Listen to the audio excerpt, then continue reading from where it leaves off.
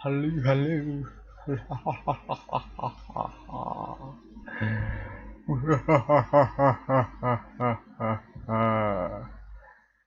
Why is it like that? No, it shouldn't be like that. There we go. Hello, hi, good evening. It's practically like morning or something, so yeah. Anyways, I'm live once because I have the games that I want to play. Let's check out my live. Yes, I do! Finally. I have nothing to worry about. I really wanted to play the game as is. I don't want to think too much, basically. I solely want to focus on the game because it's good. I got it. So yeah, I'm excited. I just checked out, seems like it's like the same thing over and over. So it's the same game basically, with a little bit of a difference, I guess. Maybe some new stuff, new scares, and yeah, I'm a bit scared and nervous because I'm capturing this on because of the OBS. Uh, there's gonna be more jump scares in the game, but let's not dilly-dally for now. Okay, don't mind the background here. Okay, I got like messy shit behind me as much as my hair, so let's just go on with the stream. I mean the game. Yeah, it started like this, so I'm just like,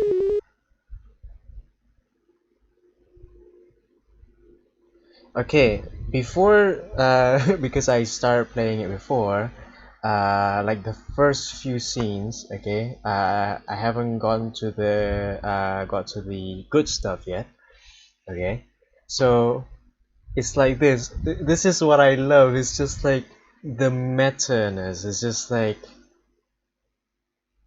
you log in a game, and this is what is this like metaverse? Okay, yeah, I can see that. Oh my god. All right, so of course they first of all, they tell you like this isn't a game for kids, basically. And if you're depressed like me, or mentally unbalanced, also like me, uh you shouldn't be playing this game, but I'm immune to it. Oh my god, I love it. Okay, so I just want to check out some of the things that okay. Oh, data collected 1%. Oh, so that's like the completion game. Alright, okay.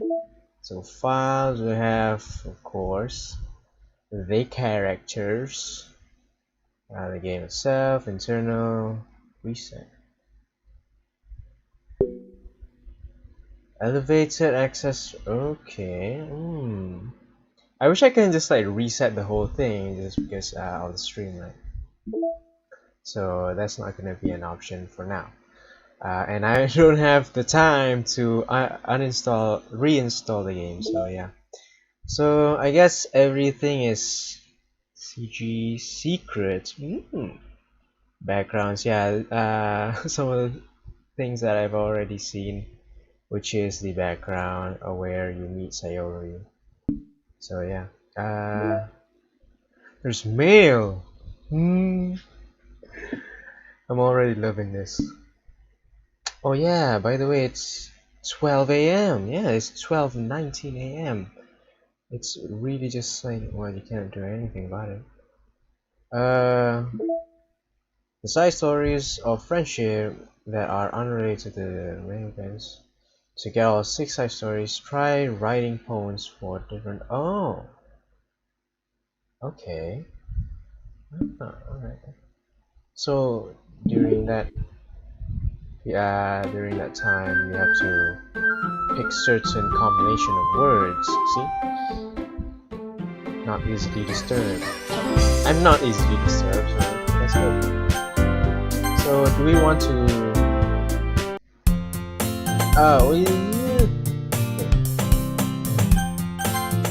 Oh, what was I want to say? Can you guys actually hear me after from all this? I'm just gonna like turn the music a bit low.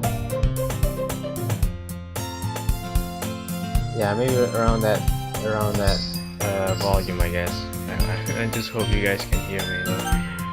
Okay. Yes, that's all. Yeah. So let's just turn. I see an annoying girl running toward me from the distance, waving her arms in the air like she's totally oblivious to any attention she might draw to herself. Yeah, like that neighbor somewhere. That girl is Sayori, my neighbor and good friend since we were children. You know, the kind of friend you'd never see yourself making today, but it just kind of works out because you've known each other for so long. Yeah, I guess so. We used to walk to school together on days like this, but starting around high school she would overspeed more and more frequently, and I would get tired of waiting up. But if she's going to chase after me like this, I almost feel better off running away. However, I just sigh and idle in front of the crosswalk and let Sayori catch up to me. You, what kind of a friend are you? You just like run away? Come on. This is your chance to shine. I know you're in need, but I'm gonna like talk as the narrator, okay? Because we're playing the game.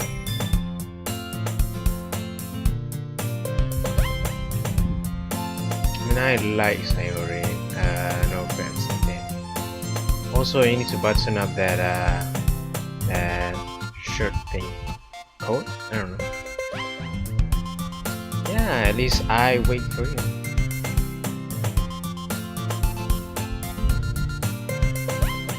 We cross the street together and make our way to school.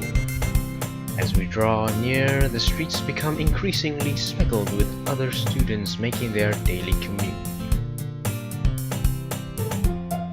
I happen to, I mean, I just remember that I'm still in university and I actually haven't completed some of my curriculum points, so it kind of reminds me of clubs. Even though I'm in a club, it's not a literature club. I'm sure it's possible that I did in one of our many conversations where I dismissively go along with whatever she's going on about. Sayori likes to worry a little too much about me when I'm perfectly content just getting by on the average while spending my free time on games and anime. I mean, a person who worries a little too much about someone else. Sounds like a friend of mine.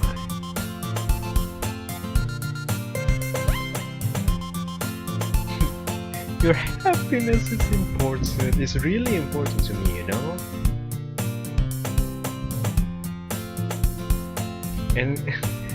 And I know you're happy now, but I die at the thought of you becoming a NEET in a few years because you're not used to the real world. Sayori, if you can listen, I am in the real world and I've already known how tough it is outside. Especially at this time.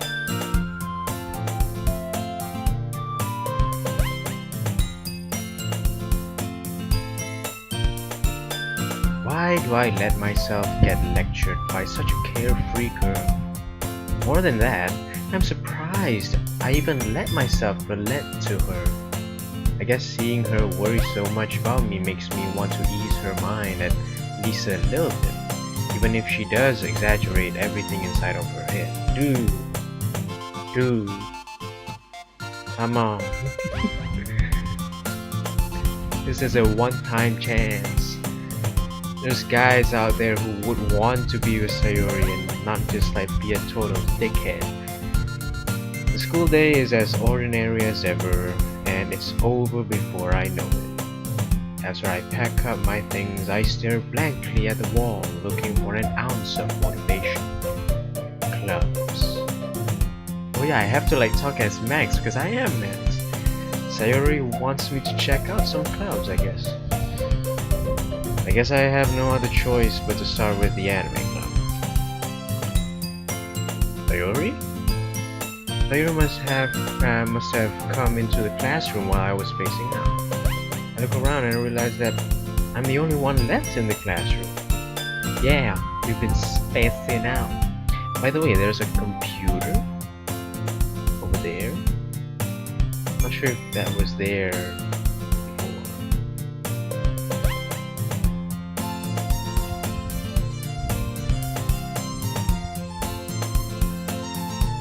You know what? Sayori. There's no way I'm gonna join your club. Sayori is the vice president of the literature club. Not that I was ever aware that she had any interest in literature. In fact, I'm 99% sure she only did it because she thought it would be fun to help start a new club. I mean, it would be fun. Okay? Literature is the basis of human communication, more or less. Since she was the first one to show interest after the one who proposed the club, she inherited the title Vice President. Sorry if I get muddled up in my words, because it's like in the middle of the night. That said, my interest in literature is guaranteed to be even less. I mean, you like anime and reading manga. Yeah, I'm going to the anime club. Why do you care so much anyway?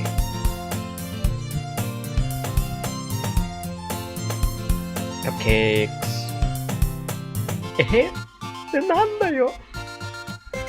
Don't make promises you can't keep.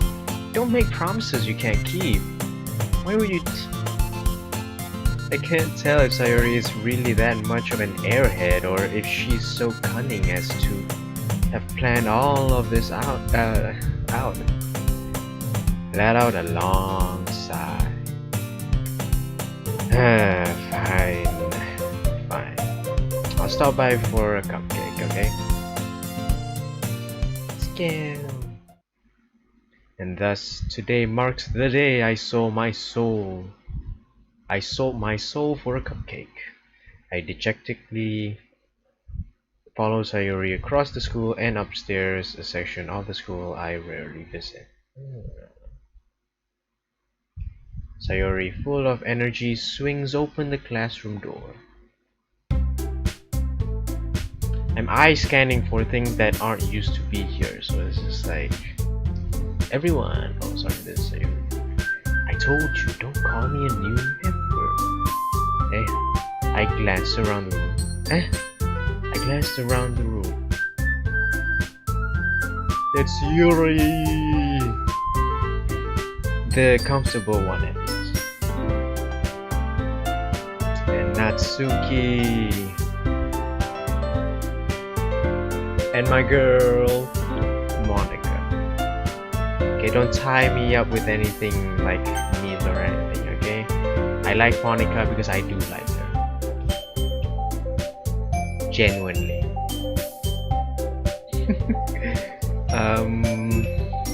All words escape me in this situation. This club is full of incredibly cute girls. Sorry. I apologize. The girl with the sour attitude, whose name is apparently Natsuki, is one I don't recognize. Her small figure makes her look like a first-year student. She is also the one who made cupcakes, according to Sayori. Sayori says that quietly into my ear, then turns back around, turns back towards the other girls. I mean, you can see the other way around. Yeah. Yes, Yuri, who appears comparably more mature and timid in some areas, seems to have a hard time keeping up with people like Sayori and Natsuki. Well, it's nice to meet both of you. Yes, I like it. This is like, I mean, for those who know the game, of course. This is like, it's great to see you too. Monica smiles sweetly. Just look at that. Just look at that smile. Like, why would you hate this smile? I love it. We do know each other well. Well,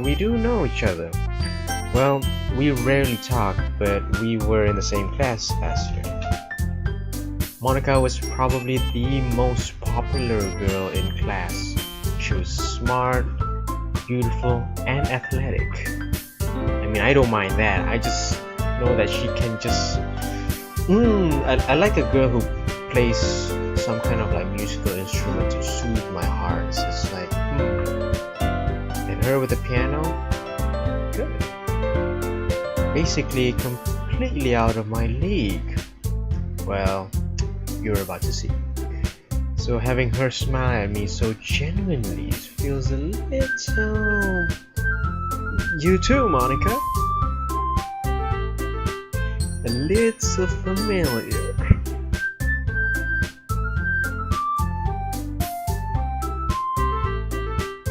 The girls have a few desks arranged to form a table.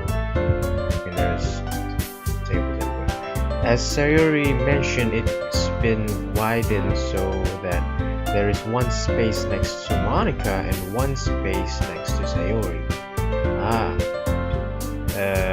What is that called again? Is there like COVID here as well? It's just like keeping social distancing? Natsuki and Yuri walked over to the corner of the room where Natsuki grabs a wrapped tray and Yuri opens a closet leading to somewhere. Still feeling awkward, I take a seat next to Sayori. Natsuki proudly marches back to the table, tray in hand.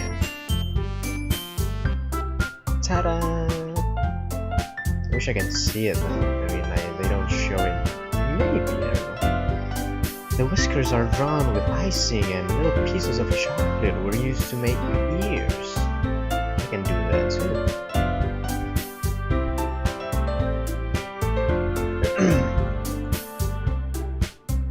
Sayori grabs the first one, then Monica, then I follow.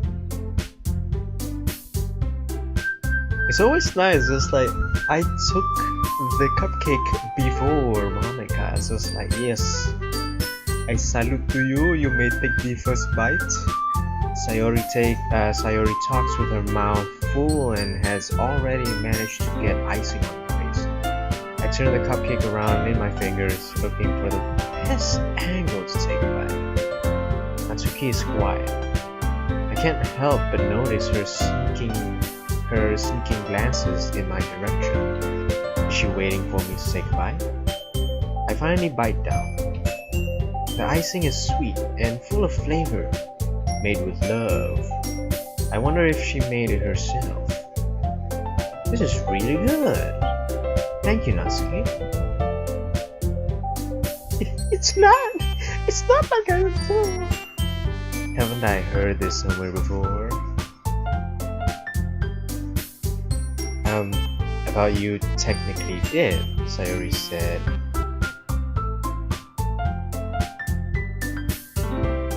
Alright. I give up on Natsuki's weird logic and dismiss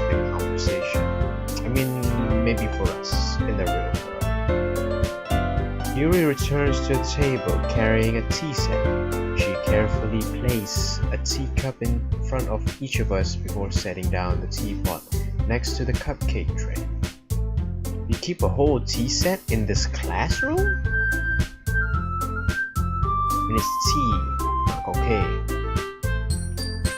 Ah, I guess.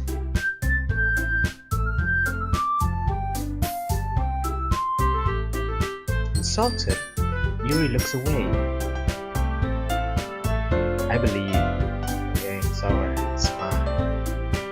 Well, tea and reading might not be a pastime for me, but hey, it is to me, okay? Like, I mean, I could get along with Yuri and drinking tea. This is not the real Max, okay? The real Max is here, on screen, camera. But at least I enjoy tea. I'm glad. Yuri faintly smiles to herself in relief. Monica raises an eyebrow, then smiles at me.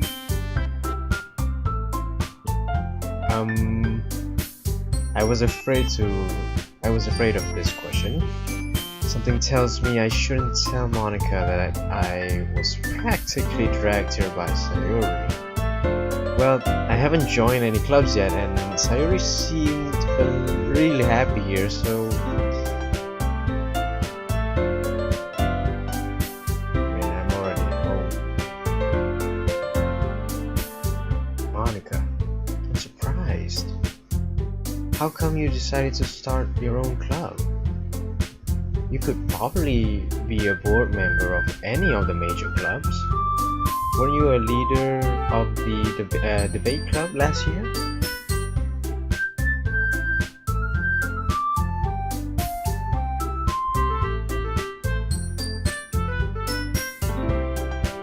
Yeah, I would too.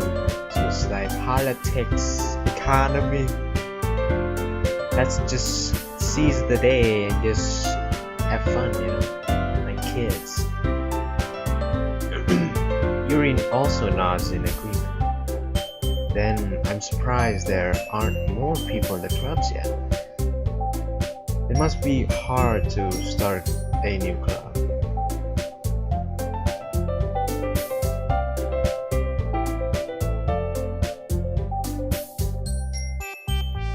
Sorry if I'm just like reading through this a bit too fast.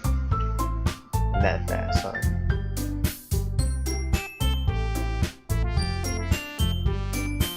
Everyone enthusiastically agrees.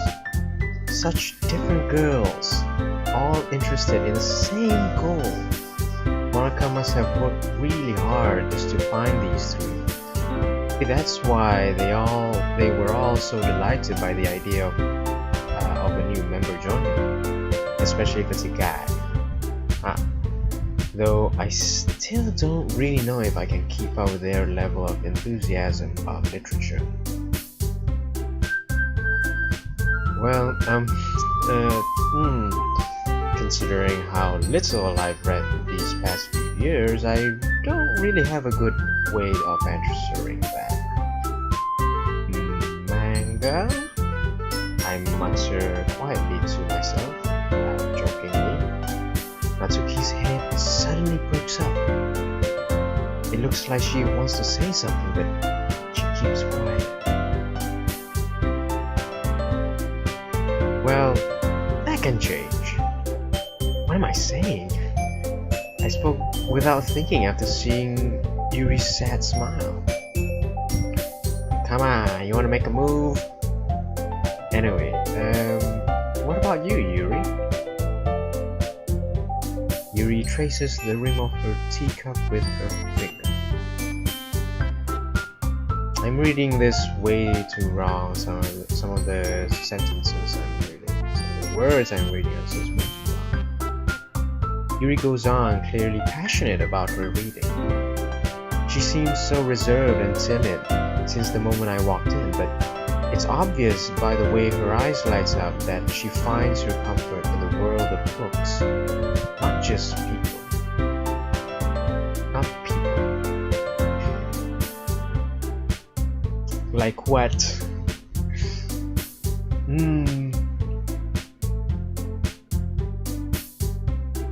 loop. Yes. Not like that means anything. I mean, I read a horror book once. I desperately crashed something I can relate to at the minimal level. Yes, this is like every single guy ever when talking to a girl. Okay? They craft something that they can relate. At this rate, Yuri might as well be having a conversation with a rock.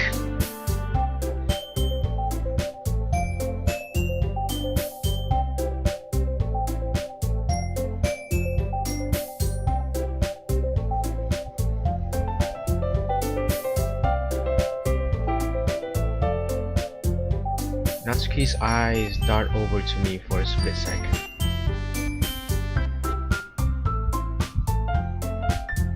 Yes. I mean, I like vanilla, so.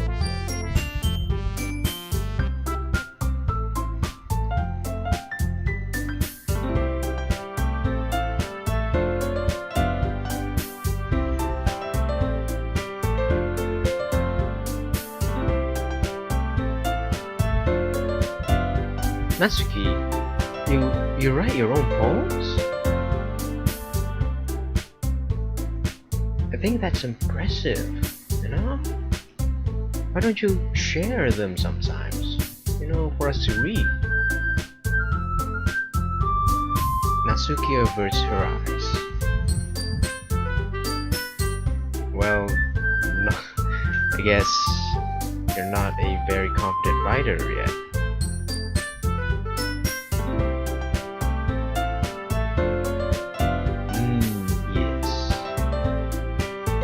Preach.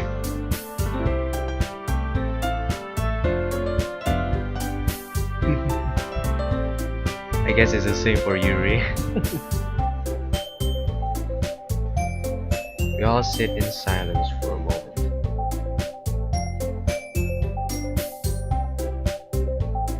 Natsuki and Yuri look quizzically at Monica. What does that mean? Quizzically? Like curiosity or something?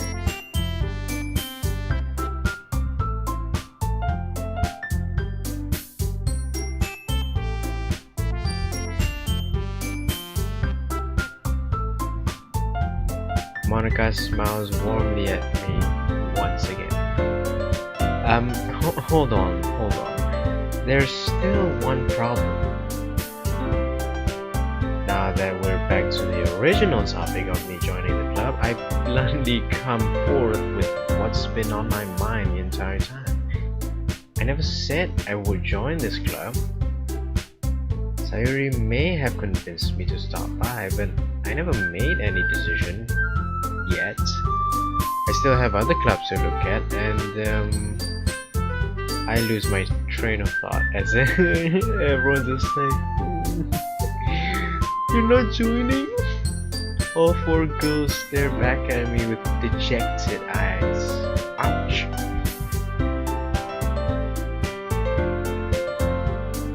Yeah, I only came for the cupcakes. Yeah, I'm a dick. You all, I'm defenseless against these girls. How am I supposed to make a clear-headed decision when it's like this? That is, if writing poems is the price I need to pay in order to spend every single day with these beautiful girls. Right. Okay, I've decided then. I'll join the literature club. One by one, the girls' eyes light up. Sayuri wraps her arms around me, jumping up and down. Hey!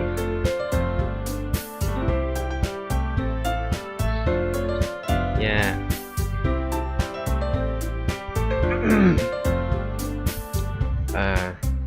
Thanks, I guess.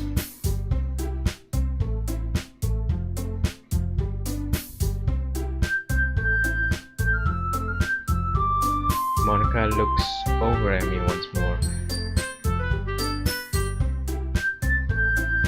She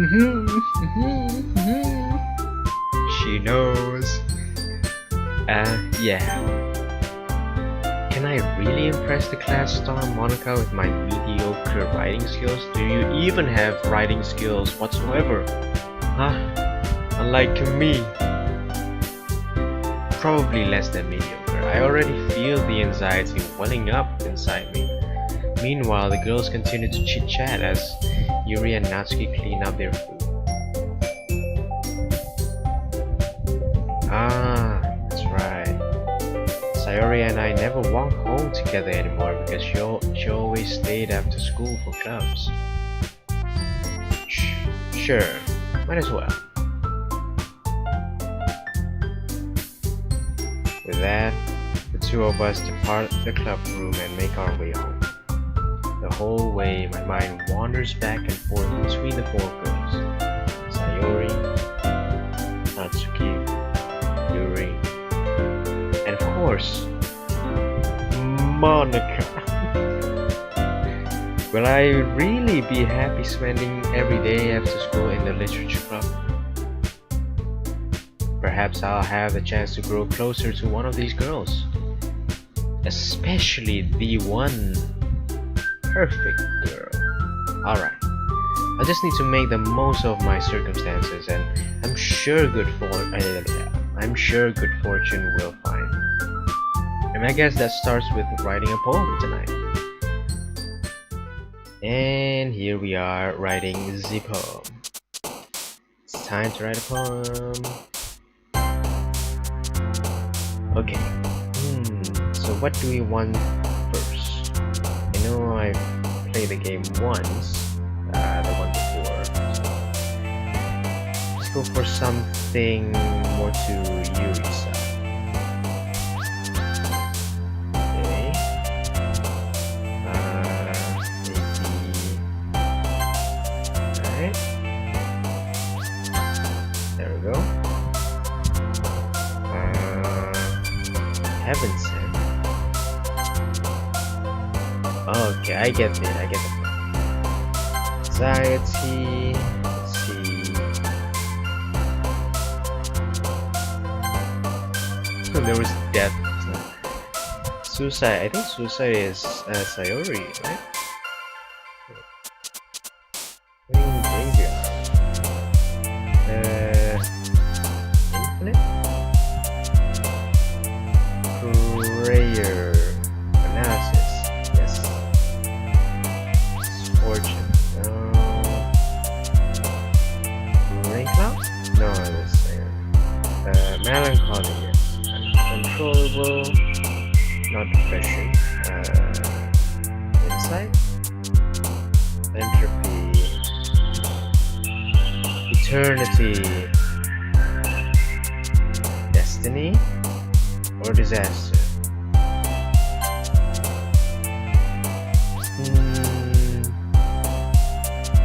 Disarray. Unending. Philosophy. And passion. Oh, passion is. I thought passion for. Maybe I'm not gonna talk about it.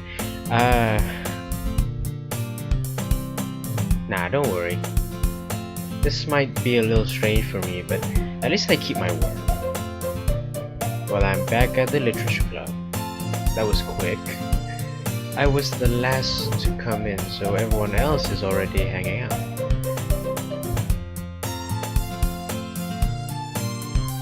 I wonder if they would ever make like a decision where you didn't do the poem, and then that would lead to a different kind of story.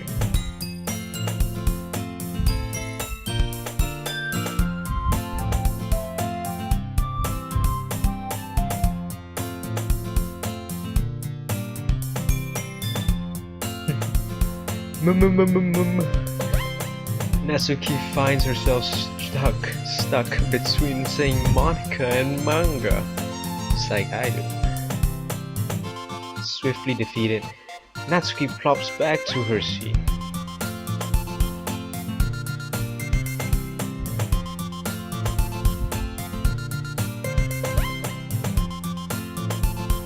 Yes, I can cook, you know. Sayori, that's because your room is so messy, it's distracting. And you almost set your house on fire once.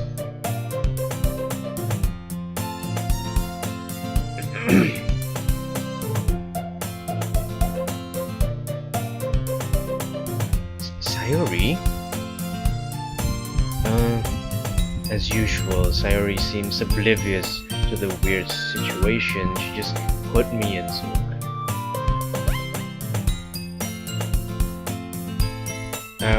Me?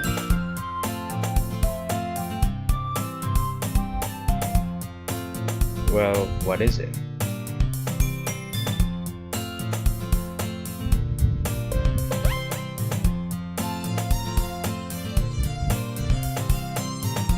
Hey, don't worry about it. First of all, I wasn't expecting anything in the first place, so any nice gesture from you is a pleasant surprise. It'll make me happy no matter what. Yeah, of course. I won't make it a big deal if you don't want it to be, so... Yuri reaches into her bag. Oh, my mind was somewhere else. And pulls out a book.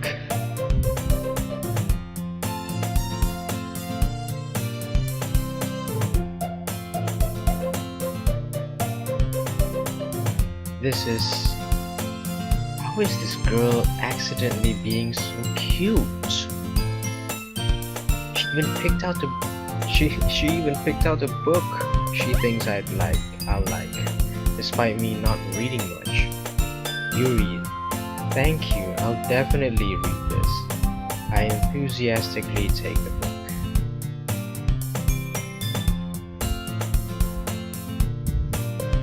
Now that everyone's settled in, I expect Monica to kick off some scheduled activities for the club.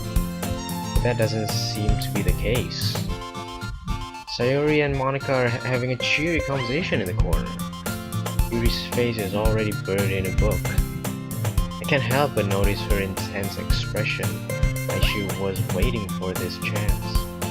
Meanwhile, Natsuki is rummaging around in the closet. I'm really curious to talk to Yuri a little bit more, but at the same time, I would feel bad for distracting her from reading. I catch a glimpse of the cover of the book. It looks like the same book that she lent. More than that, she seems to be on the first few pages. You know, when like piano is playing in the background, usually it's like Monica is looking through the screen. That's what I heard. Crap. I think she noticed me looking at her. She sneaks another glance at me and our eyes meet for a split second. But that only makes her hide her face deeper in her book. I'm sorry, Yuri. I was just spacing out. I muttered this, sensing I made her uncomfortable.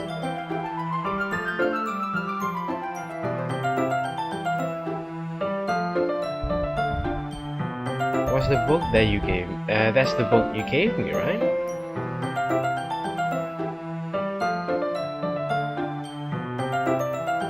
Just curious. How come you have two copies of the same book?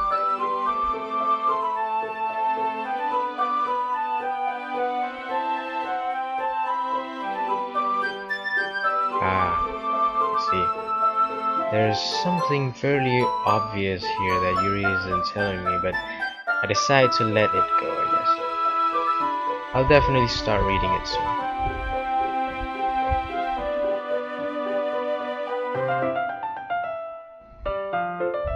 Is that so?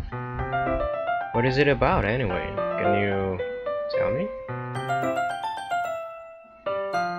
Yuri closes the book and scans her eyes over the back. The book is titled Portrait of Markov. I'm guessing like, I don't know, there's an ominous looking eye symbol on the front cover.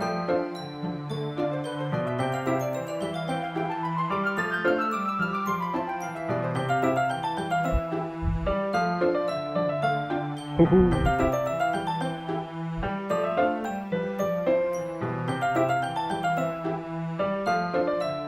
It's kind of it's kind of dark, isn't it? Well, not for me. Clearly, in-game Max is not me. Yuri made it sound like it was going to be a nice story. So that so that dark turn came out of nowhere. Yuri gently giggles all of a sudden.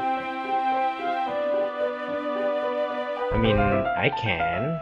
No, it's not that. I mean, I can definitely enjoy those kinds of stories, so I guess you don't have to worry, I guess. I always say I guess a lot. Yeah. I totally forgot that Yuri is into those things. She's so shy and reclusive on the outside, but her mind seems to be completely different.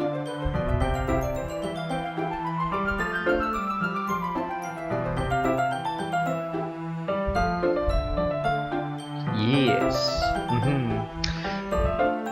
I wonder what cults do. Then suddenly you thought, I'm not.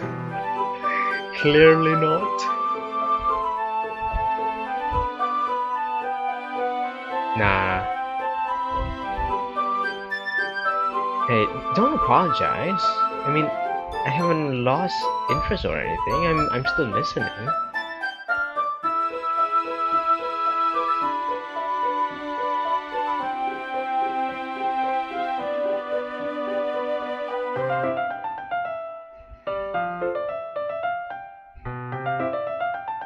That's... I really don't think you need to worry. That just means you're passionate about reading. The least I can do is listen. It's a literature club after all. Yeah, that's the best thing I could do to a woman. Listen to their problems. In fact, I might as well get started reading it. I might as well get started reading it, right? What are you saying? Just a moment ago you said you were looking forward to it. Let me just get the book. I quickly retrieved the book that I had put into my bag. Alright. It's fine if I sit here, right? I slipped into the seat next to Yuri's. Are you sure? You seem a little apprehensive. That's a word I rarely would use. Apprehensive. Ah yes. I have the brain of a dictionary. I can say anything I want. I see. Well, just tell me if I end up distracting you or anything. I open the book and start the prologue. I soon understand what Yuri means about reading in company. It's as if I can feel her presence over my shoulder as I read. It's not a particularly bad thing. Maybe a little distracting, but the feeling is somewhat comforting. Yuri is in the corner of my eye, and close up, I realize that she is not actually looking at her own book. I glance over. It looks like she's reading from my book instead. Yuri, you really apologize a lot, don't you?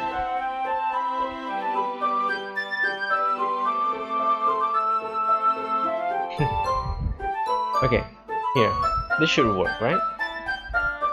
Slide my desk until it's up against Yuri's, then hold my book more between the two of them. Yuri timidly closes her own copy. Once we each lean in a little bit, our shoulders are almost touching. It feels like my left arm is in the way, so instead I use my right hand to hold the book open. I guess that makes it kind of difficult to turn the page. And close up. Maybe that computer was always there, I guess. Sorry, it's just a bit too detailed now. Yuri takes her left arm and holds the left side of the book between her thumb and forefinger.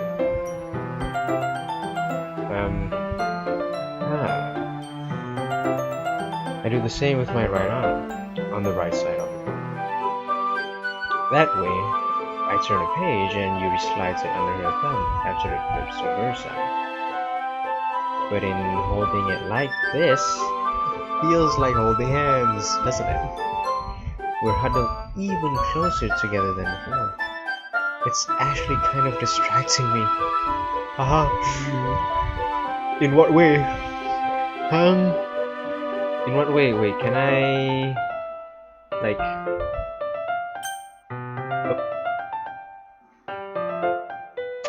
okay, it's the right mouse button. It's as if I can feel the warmth of Yuri's face. Not just that kind of face, is it? And she's in the corner of my vision.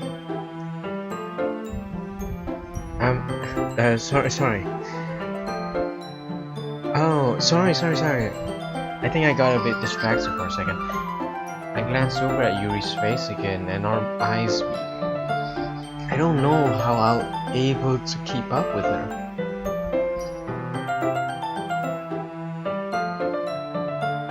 Look at that smile. Look at that smile. So nice. I mean, come on, this is the comfortable Yuri. The good Yuri. The Yang. Is it? Yeah. Even though I didn't read it. Thanks. We continued reading. Yuri no longer asks me if I'm ready to return the page. Instead, I just assume that she finishes the page before me. So I turn it by my own volition. We continue the first chapter in silence. There are some words in this game that I don't even know. Volition, what does that even mean? Even so, turning each page almost feels like an intimate exchange. Yes. My thumb gently letting go of the page, letting it flutter over her side as she catches it under her own thumb. This is a good activity, you know, to have with your girlfriend or a boyfriend. And read a book together. It'll be fun. Who knows? You might get along more intimately. Hey Yuri. Might be a silly thought, but the main character kind of reminds me of you a little bit.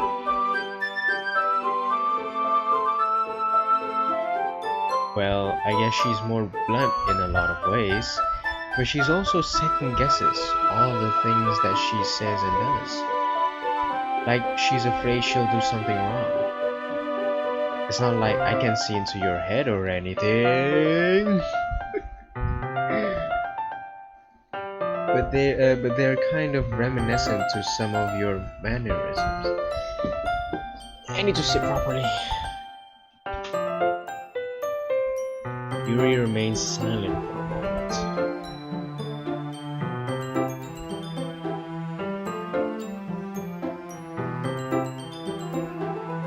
moment. Wait, I didn't mean in a bad way or anything. Okay, I'm sorry. I really didn't know you were self-conscious about that sort of thing. I guess, I more meant that it's kind of cute, in a way.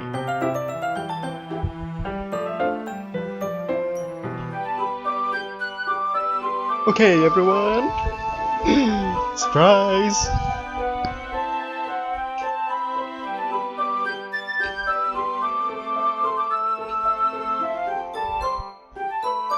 Yuri exhales despair from finishing her thought.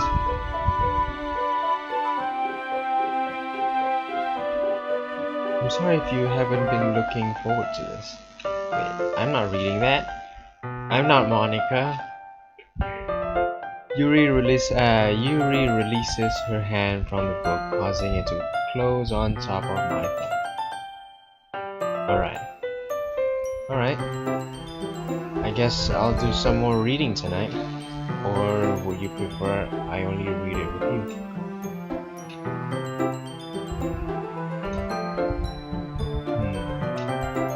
In that case, I'll read a little more tonight. It'll be more fun to read with you after it picks up a bit, you know?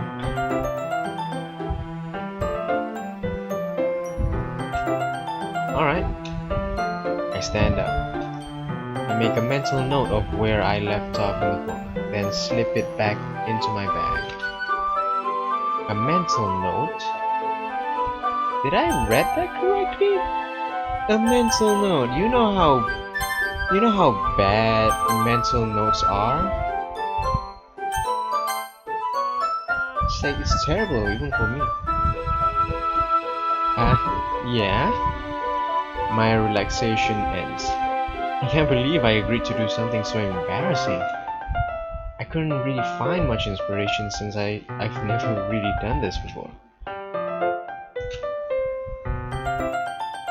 Sayori and Monica enthusiastically pulls out their poems. Sayori's is on a wrinkled sheet of loose leaf torn from a spiral notebook. Oh. On the other hand, Monica wrote hers in a composition book. I can already see Monica's pristine handwriting from where I sit. Natsuki and Yuri reluctantly comply as well, reaching into their bags. I do the same myself. Who should I show my poems first? You know me. I should start with Monica. Yesterday she seemed eager to read my poem, and I wanted her to know I'm putting in effort.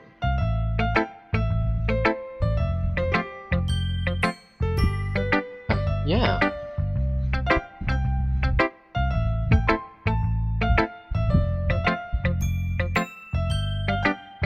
I'm always listening. I bet maybe in the future though, they'll imply that kind of mechanic in the game, where the game can actually hear you. I mean, it's already here now, but more AI based. Alright, I'll keep that in mind. Of course, I'll be afraid to bring things up. I'm much better off just going with the flow until I'm more settled in. Hey! Your boy Max here doesn't just settle in. Sometimes he just have to like lead on when he has to, okay? Yeah, it's kind of embarrassing, but I guess I have to.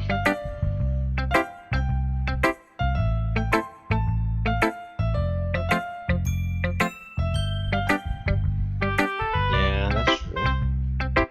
I hand Monica my phone.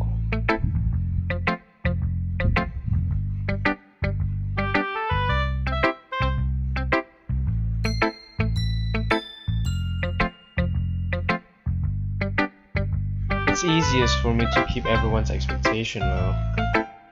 That way, it always counts when I'm put in some efforts.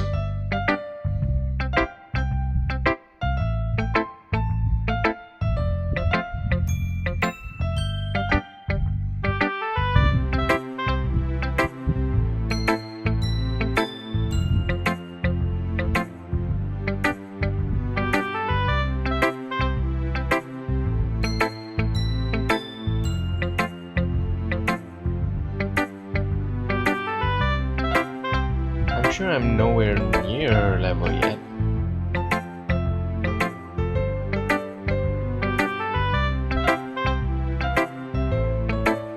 I'm sure I'll end up trying some different things a lot. It could take a while before I feel comfortable doing this.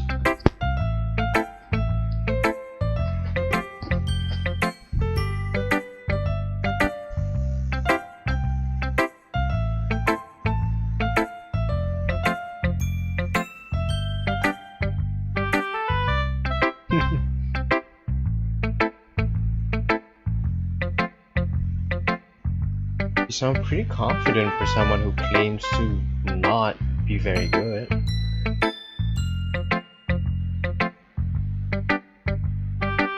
See, that's a good thing.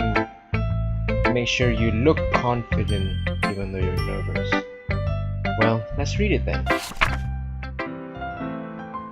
Hole in wall. It couldn't have been me. See?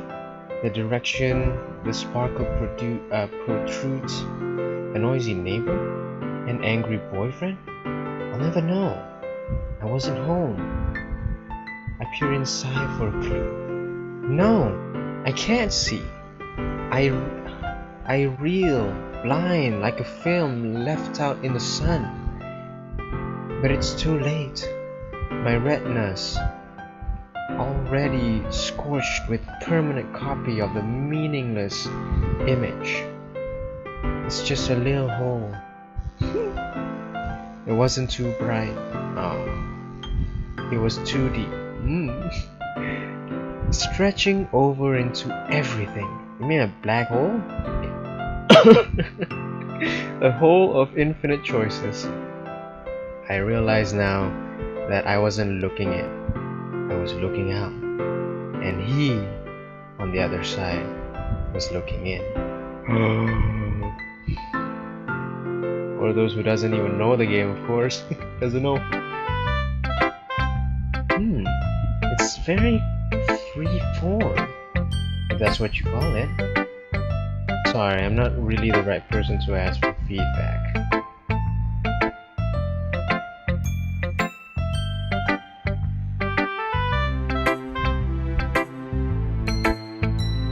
That was the inspiration behind this? What was the inspiration behind this one?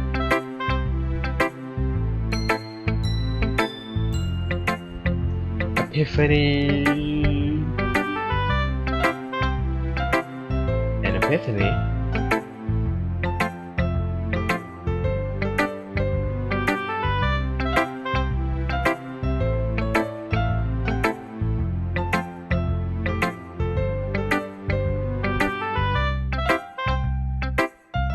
Yeah.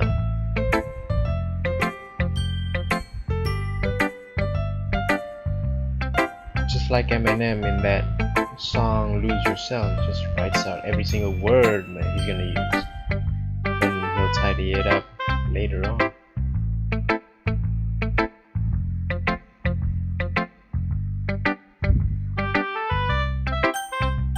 Alright. Let's go with Natsu. I bet she doesn't even like it because it's morally based to Yuri's.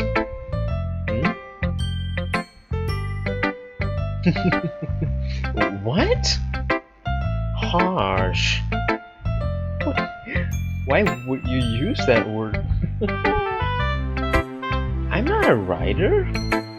Maybe it's not very good, but yeah, but I did put a lot of effort in it.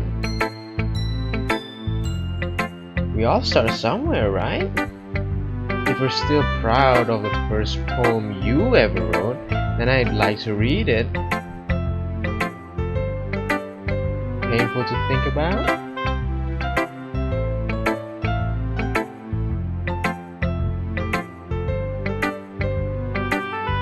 Fair enough. Well, to each their own, I guess.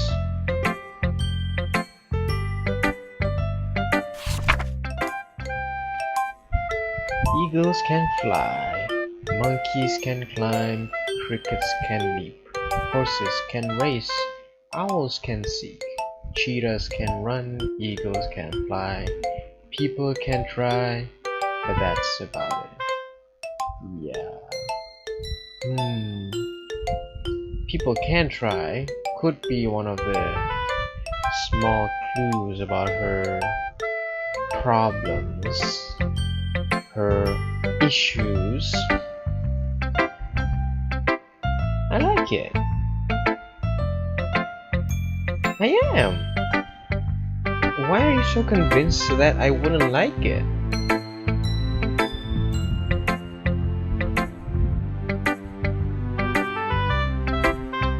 But Isn't the point of poems for people to express themselves?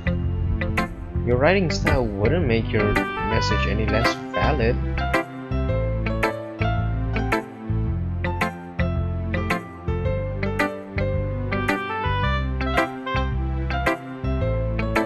Yeah, I understand.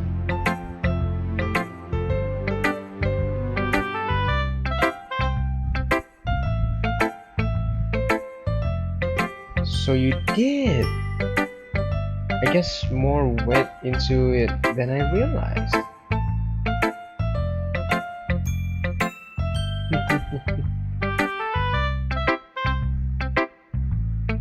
Everyone here is 18 above. Said the game before I loaded up. I decided to humor her with that last comment. I don't really care how old everyone is, but if Natsuki is feeling proud, then I won't take that away from her.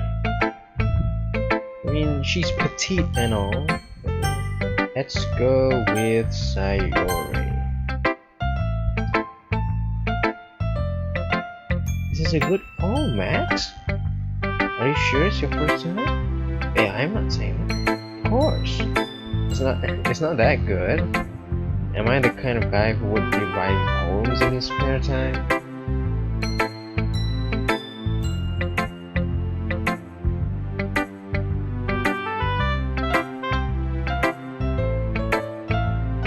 You saw how you saw what I wrote. It's just 20 words. That's it. There's nothing else. I know it's a game, but not to mention the fact that I'm standing in front of you in the club room. Well, of course. I'm not really into it yet, but that doesn't mean I'll break my promise.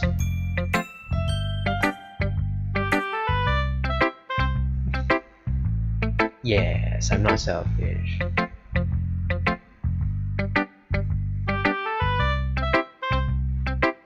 Thanks, Sayori.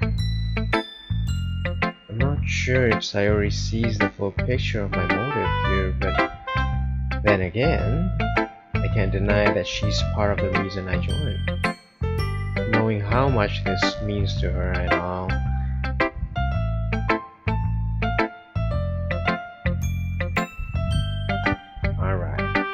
I'm going to hold you. I'm going to hold you to that then. Hold on to that then.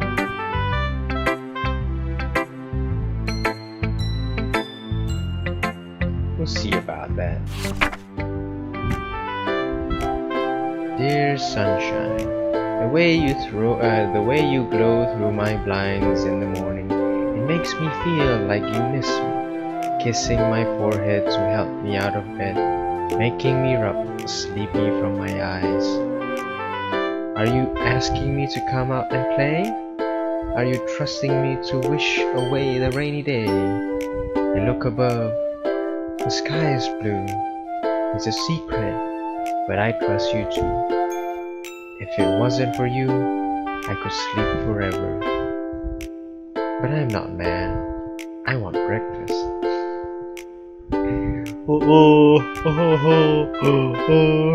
I can read the lines. Sayori, this is just a guess, but did you wait until this morning to write this? I want breakfast. You can't answer just a little bit to a yes or no question. Well, at least that makes me feel a little bit better about myself.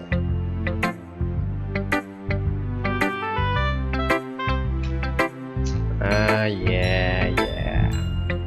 I didn't mean to say that it was a bad poem though. I mean, it came out nice.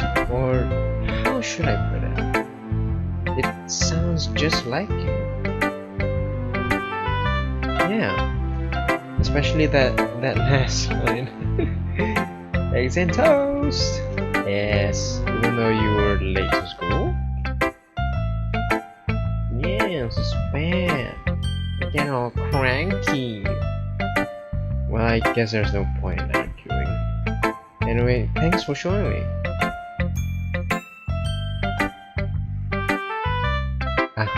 Yeah, she is.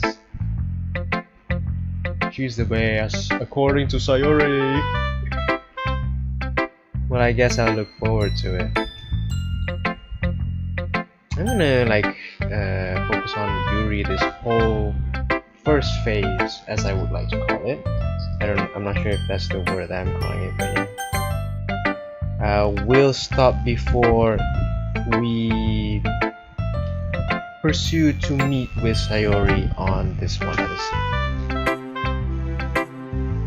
As Yuri reads the poem, I notice her eyes light up. Exceptional. What was that? Yuri first covers her mouth, but ends up covering her whole face.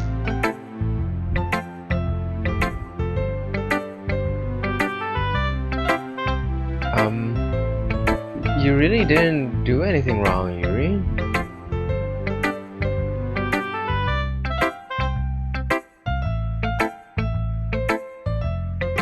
Yuri takes a breath.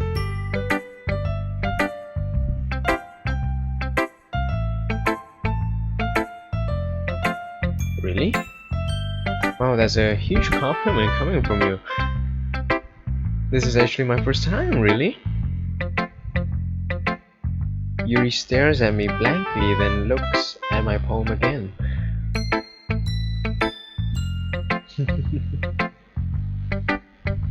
Yuri trails off, unable to find an excuse. She traces her finger along the words of the poem, as if breaking it down more thoroughly.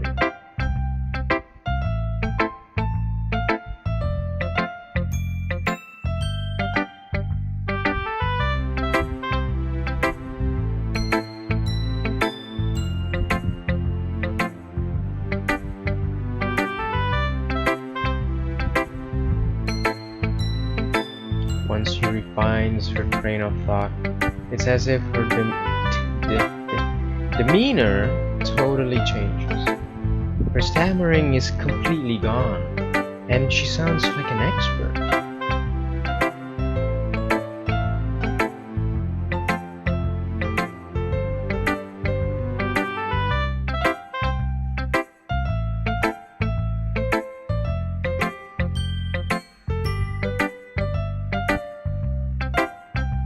Biased? How so?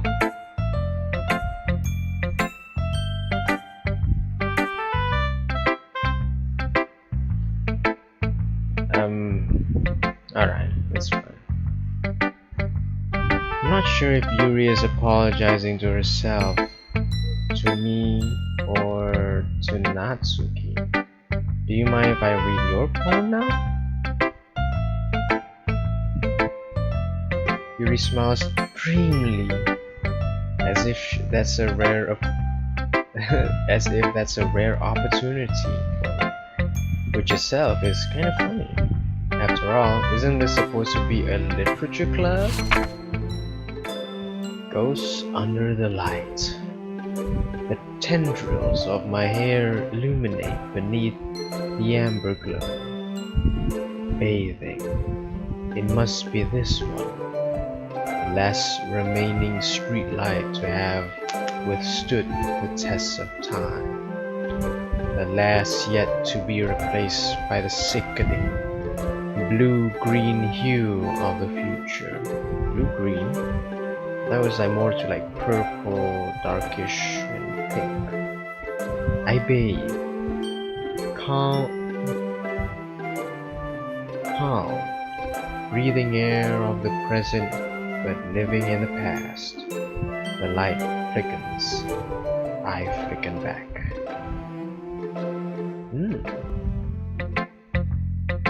Nah, it's okay, it's fine. What? I wasn't thinking that at all.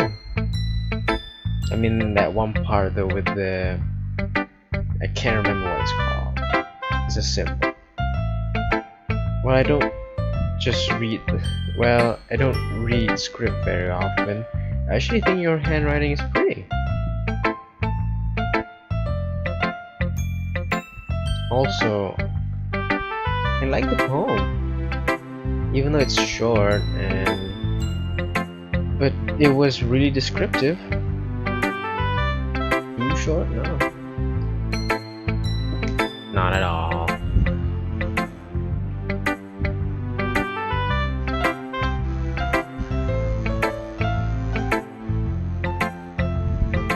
Are you into ghosts, Yuri?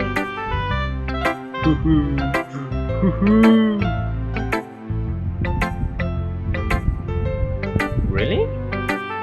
I must have totally missed the point. It's not just you need to. It's a metaphor. There's a meaning behind it. Why am I doing this?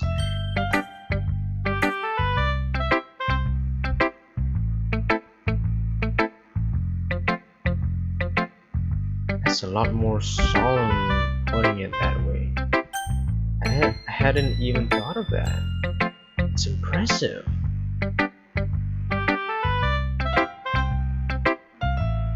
It's just 20 words, it's not impressive. Nah. If anything, I could probably learn a thing or two from you. Yeah, of course.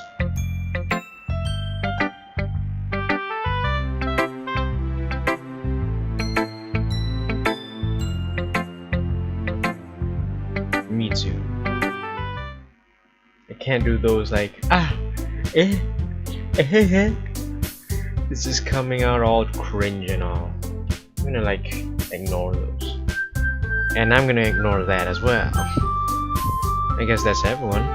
I glance around the room. That was a little more stressful than I anticipated. It's as if everyone is judging me from my mediocre writing abilities. Judgmental. It's no good. Okay? But criticism must be taken fairly. Okay? Not lightly, not like exaggerately. This is a literature club, after all. Why do I keep saying that? It's like I sigh.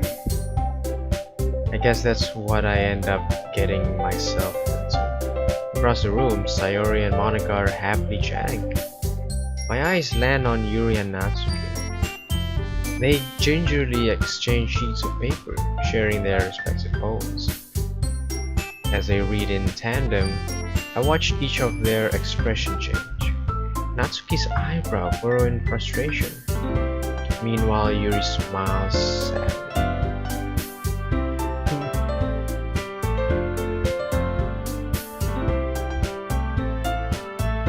Natsuki dismissively returns the poem to the desk with one hand.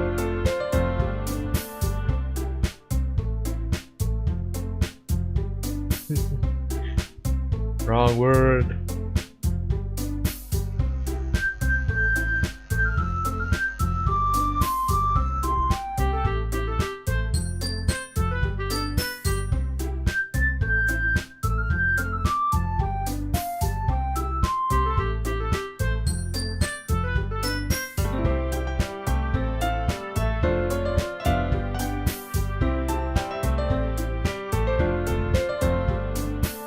What about Monica? Did Monica like Natsuki's poem?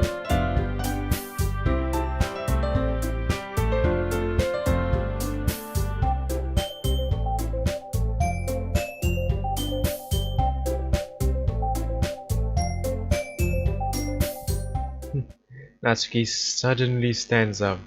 Oh, it's gonna be a fight!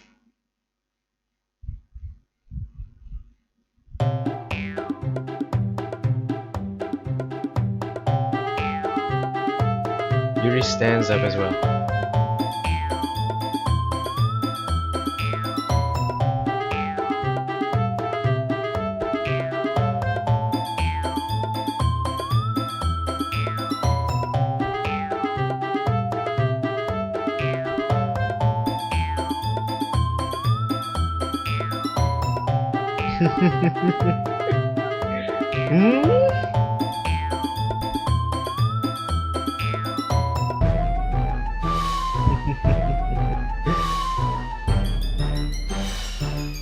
Suddenly both girls turn towards me as if they just noticed I was standing there.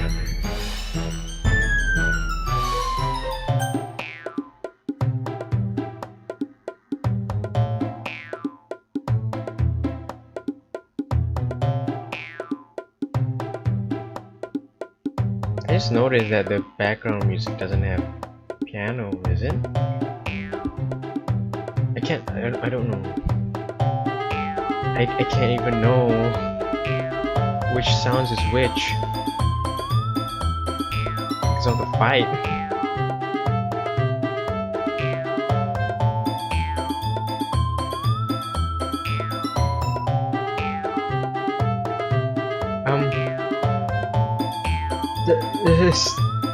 How did I get dragged into this in the first place? It's not like I know anything about writing, but whomever I agreed with, they'll probably think more highly of me. So of course that's going to be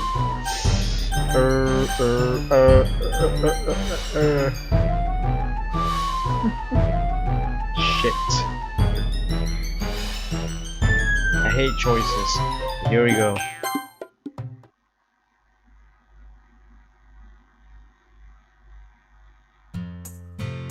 Wait, that's not an excuse for you to be so mean. You shouldn't pick a fight just because someone's opinion is different. Yeah, wait, why am I saying that? I understand. Yuri, you're a seriously talented writer. It's no secret that I was impressed. But here's the thing, no matter how simple or refined someone's writing style is, they're still putting feelings into it. It becomes something really personal. That's why Natsuki felt threatened when you said her poem was cute.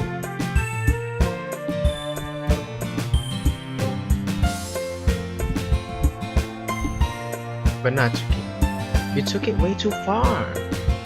Yuri means well, and if you just told her how you felt, then this wouldn't have happened in the first place.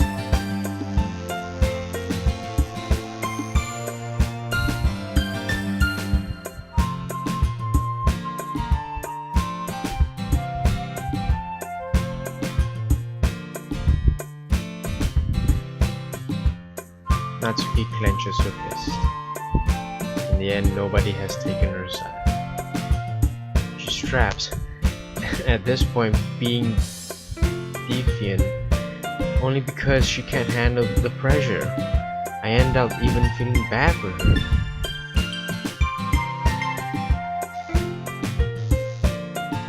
Sayori, she doesn't need to.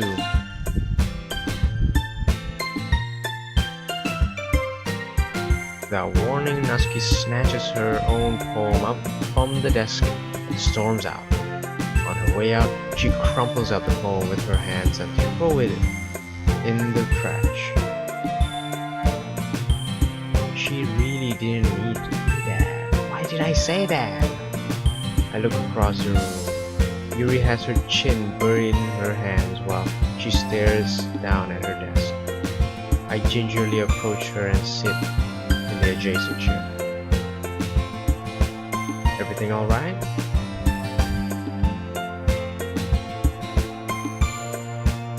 No, Yuri.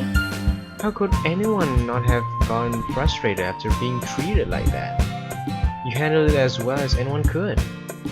I don't think any less of you.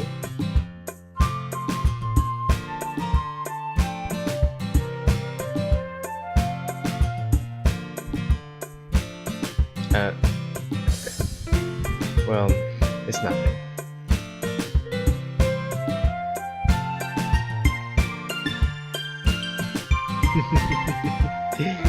Your boobs.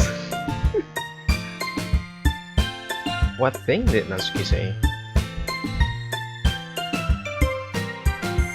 Yeah, go on being blunt, like the protagonist that you are. Oh, yeah, good idea. Make enough for that one person, okay?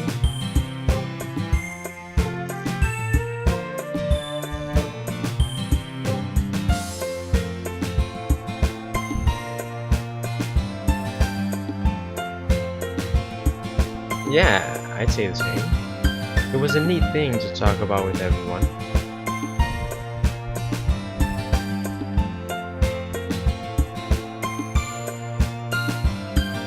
Think to myself, I did learn a little more about the kinds of poem everyone likes.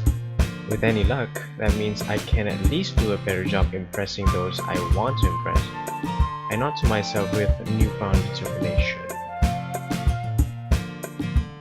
Oh, excuse me.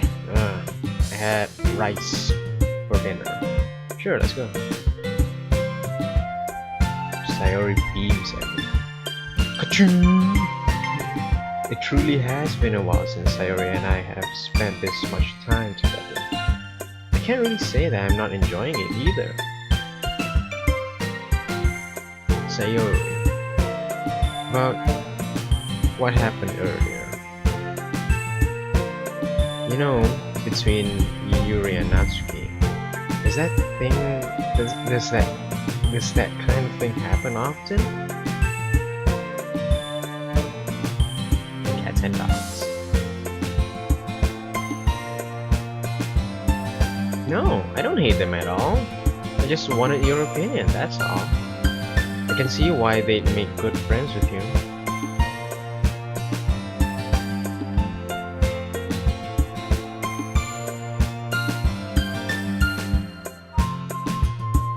That's...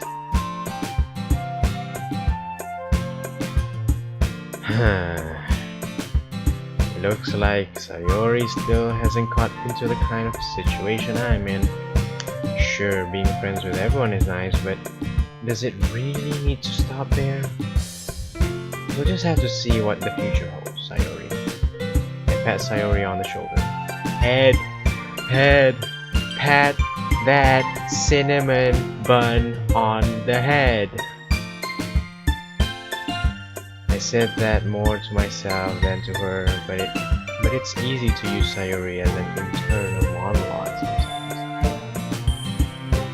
Yeah, let's do this. Alright, the second poem, is it? Yes. Oh yeah, I do apologize. Sometimes when I read, it's a bit too fast. I read too fast, and yeah, maybe some people wasn't able to read it that quickly. So, anyways, we're gonna continue this as a Yuri base first, till that one incident with that one incident. It's an incident. It's not some kind of event. Let's just go with Grace.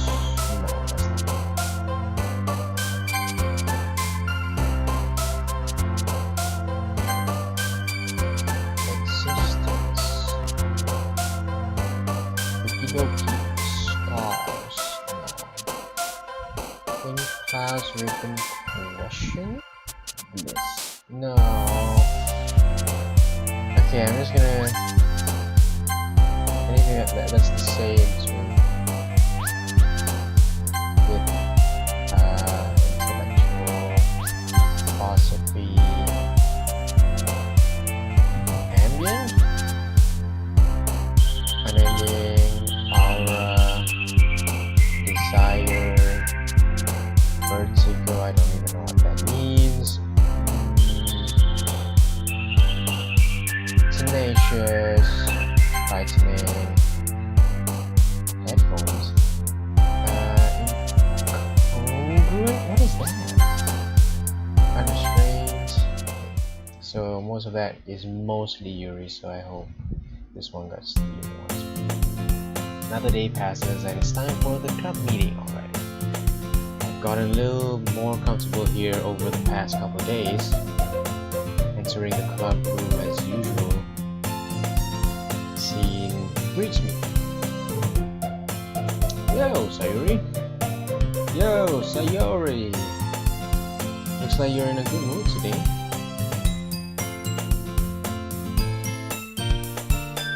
Let's see. Oh. That was me. Yeah, it's not the game.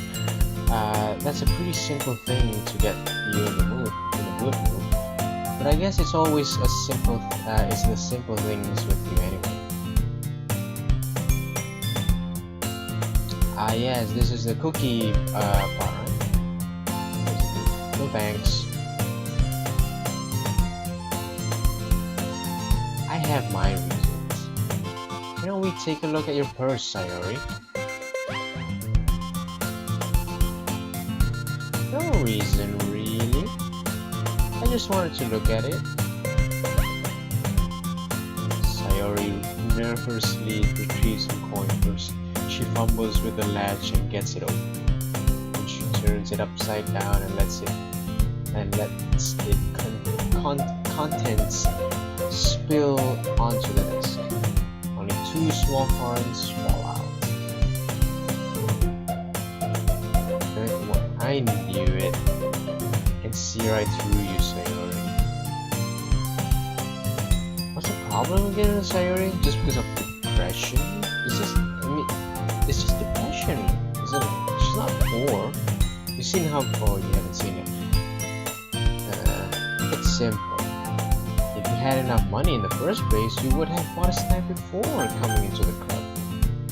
So either you're not hungry and wanted an excuse to take a walk, or you plan to conveniently forget that you spent all your money so that I would lend you some. But there's one more thing. You've always been hungry. And so that only leaves the one option. You're depressed.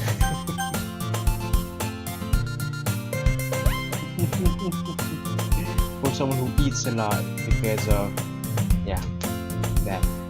If you feel guilty, that means you deserve the feel that, oh no, don't do that.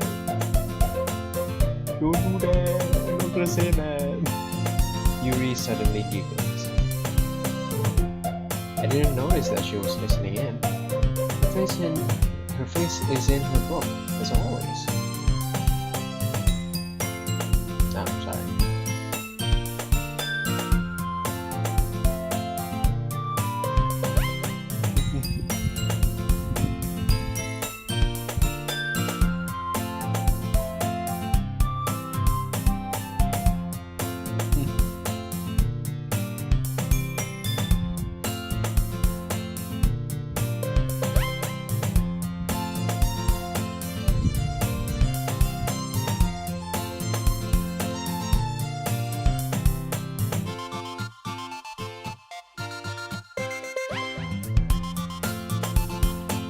No. Retribution.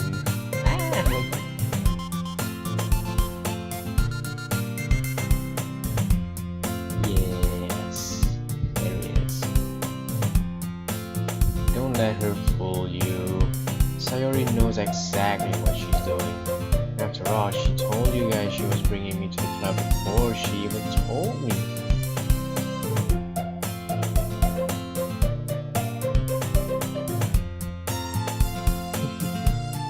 Come on, give me more credit. Give me more credit than that, Sayori. Out of nowhere, something smacks Sayori in the face and tumbles onto the desk. Now, whack!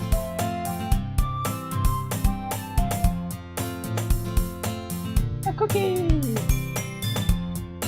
Sure enough, it's a giant cookie wrapped in plastic. Sayori glances around. Restitution? Retribution. Restitution. What does restitution means? I want to see. I want to know some of the words that's been said. Okay, it's just like this is. What? I don't even restitution. What is restitution? Restitution. What does it mean?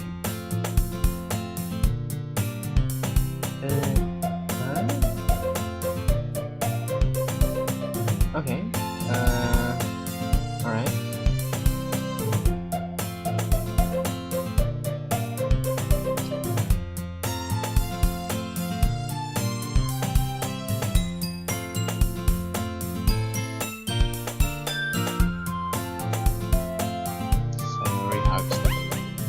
big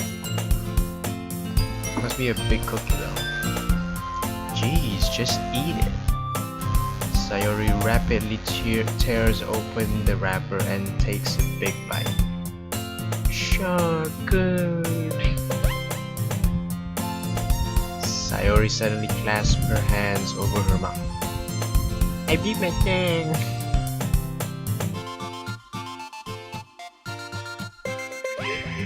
I beat my king. Natsuki takes a bite of her own cookie.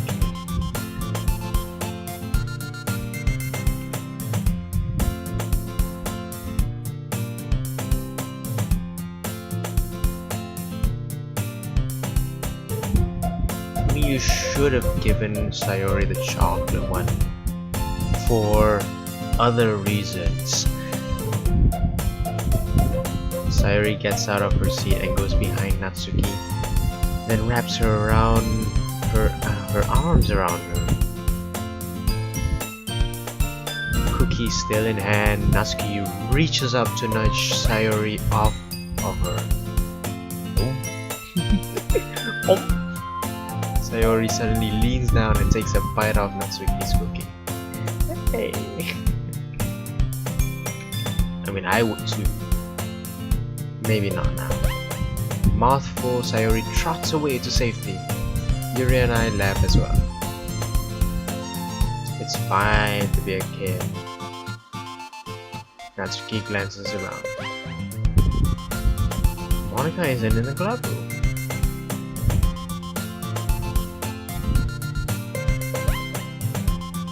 I'm listening at the background music. If there's like piano in the background, because if it's piano in the background, that's Monika's like seeing the screen or something, or being on screen.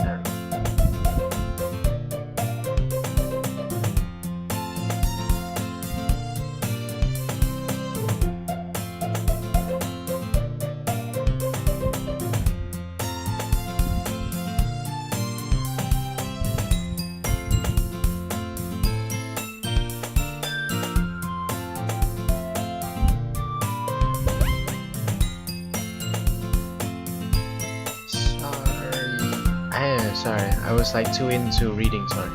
Ah, there you are.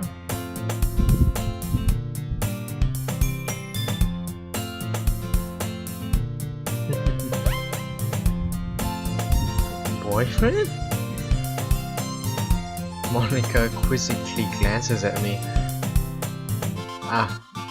Never mind that. What held you up anyway?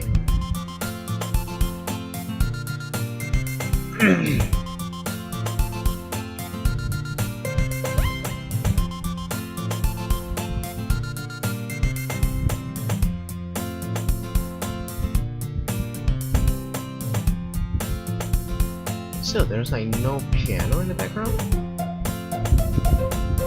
I don't know. Sometimes even my brain doesn't even know because I'm like, there's like a lot of things happening at one time. Just like me being fully aware of everything. Monika looks at me. That sounds cool. I'd also look forward to it.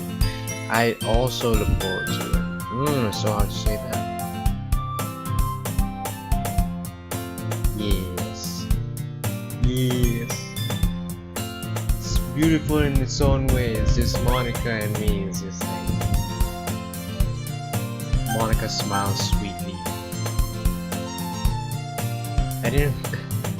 I didn't mean any pressure or anything like that.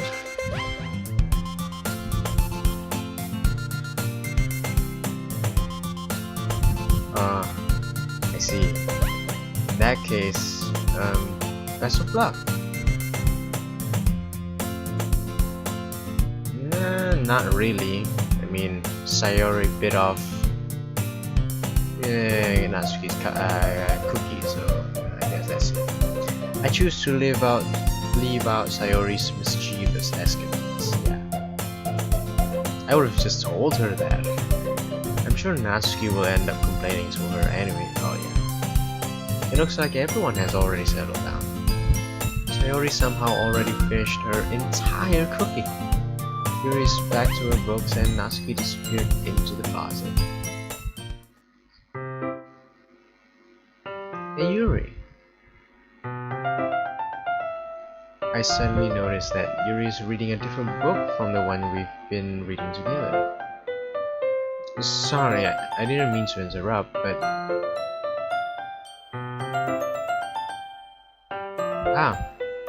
if that's the case, why don't we go ahead and get started?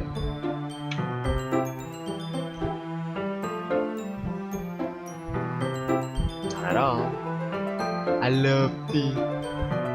It's in my bloodstreams. It's bad, it's bad.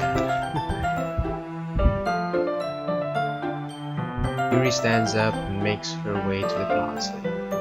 I follow and watch as she retrieves a small water pitcher from the shelf, the kind with a filter inside. Sure. Yuri hands me the water pitcher and also fetches an electric kettle. She walks past me and sets the kettle down on the teacher's desk. I simply watch her movements. To my surprise, the way she moves really contrasts her speaking mannerism, especially because of her long legs. Not much like Monica's thighs. Yes, I'm a thigh guy, so yeah, let's pass that. Yuri appears elegant and methodical.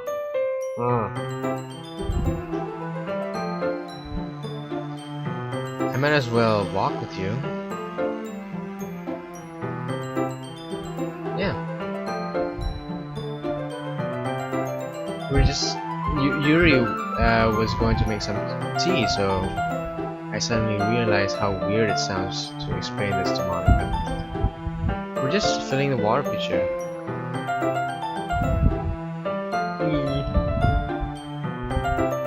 That's kind of a one-person job, isn't it? That's...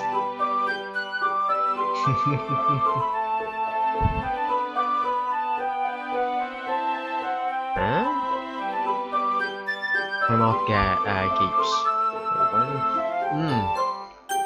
I apologize, I need to understand.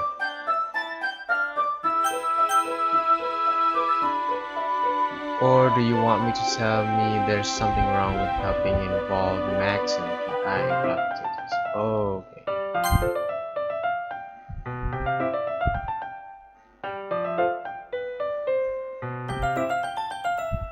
Then let's go.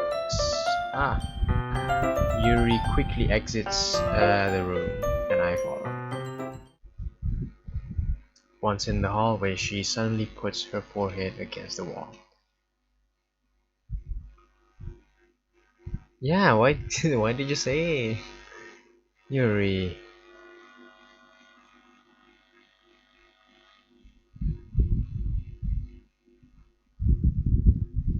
No, Yuri. I think you did the right thing.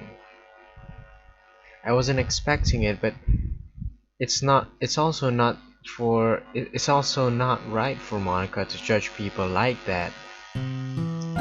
I can already bet like Yuri stans are just gonna be like yes, Yuri queen, Yuri is our queen. Nah, Monica's my queen, okay? She's my waifu. Yeah, that's a bit cringy. Cause nothing that you do is as bad as you make it seem in your head. Nobody's perfect. We have emotions, and we can't always hide them away. But you always amplify things in your head, such as a few people.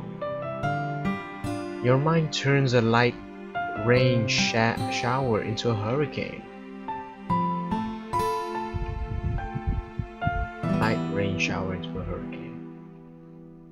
Rock you like a hurricane. Sorry. Why would I hate you? I can't hate someone for having emotions. What kind of friend would do that? Yuri lifts her head.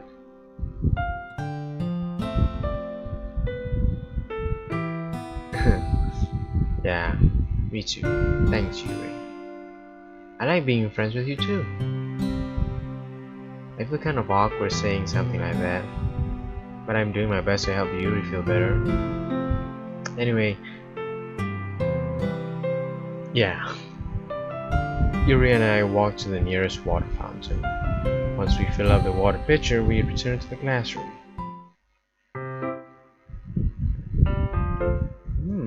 Oolong tea. Yeah. Anything's fine. I'm more of a English breakfast.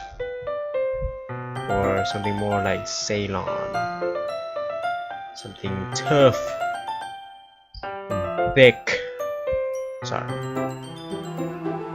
Yuri sets the temperature on the kettle to 200 degrees.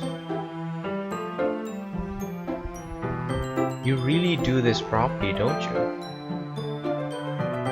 Proper tea making etiquette is always something good, okay? Sometimes I don't even do that, but yeah. Even if I'm not an expert on tea or anything, yeah, the same thing I said. Perhaps I will. Yuri fetches the teapot and begins measuring the tea leaves. Measuring?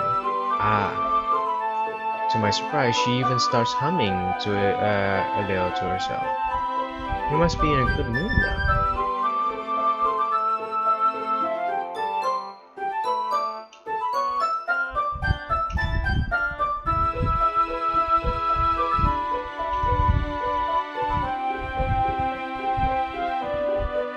Wow, that's great, Yuri. Just don't push yourself too much. You know, when people say like, why do you like yandere types? And people, and I can already like know the responses. It's not like they're like masochists. That's not it. They're alone. Come on, at least there is at least one person who would still like that him no matter what he does, because that's what yandere would be into, right? Doesn't matter what, doesn't matter who. If you're still the same and you're being loved. That's it. That's Yuri wasn't kidding. I don't even know if I can keep up with this. I watched Yuri pour a cup of tea each for us.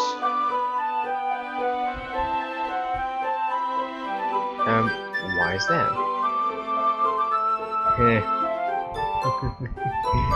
You're back or you're front?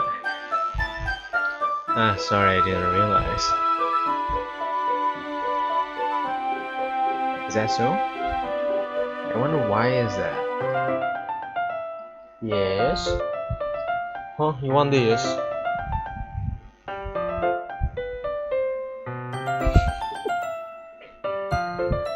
Okay.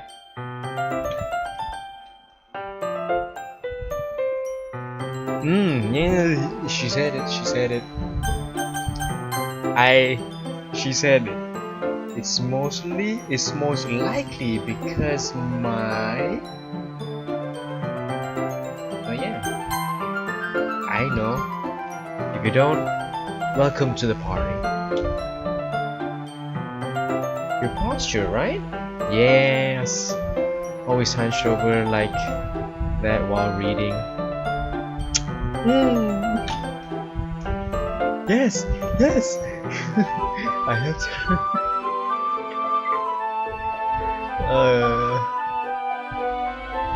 It's like yes. Where get your mind off the get your head out of the gutter or something.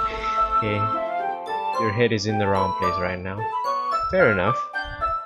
I'll go ahead and get the book. I retrieve the book from my bag. Ah, I have some chocolate as well. Should have given that to Sayori. It's a bag of small chocolate candies that I kept hidden from Sayori's candy radar. At least give her a little. Come on. It's like, what is it gonna do? It's Just a little bit. Sharing is caring.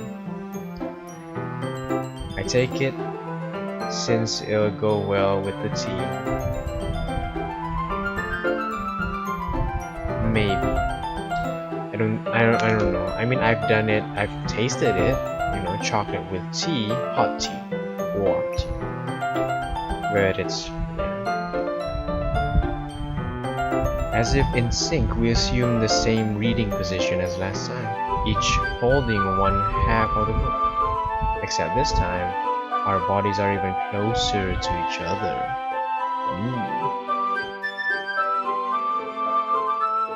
Yuri slides closer until our shoulders are touching. How am I supposed to focus on reading like this? Yuri was always kind of cute, but when she's being less apprehensive, it's almost more than I can handle. Yuri hands me my teacup. Holding it with my hand that's not holding the book, I end up in a position that makes it even harder to focus. Because now I need to worry about making sure I don't accidentally touch her chest. I don't think she minds. Maybe. Meanwhile, Yuri hasn't noticed a single thing. She wears her intense reading expression, and I can only presume the world around her has faded away. Just look at her eyes. Look into her eyes. Is it fading away?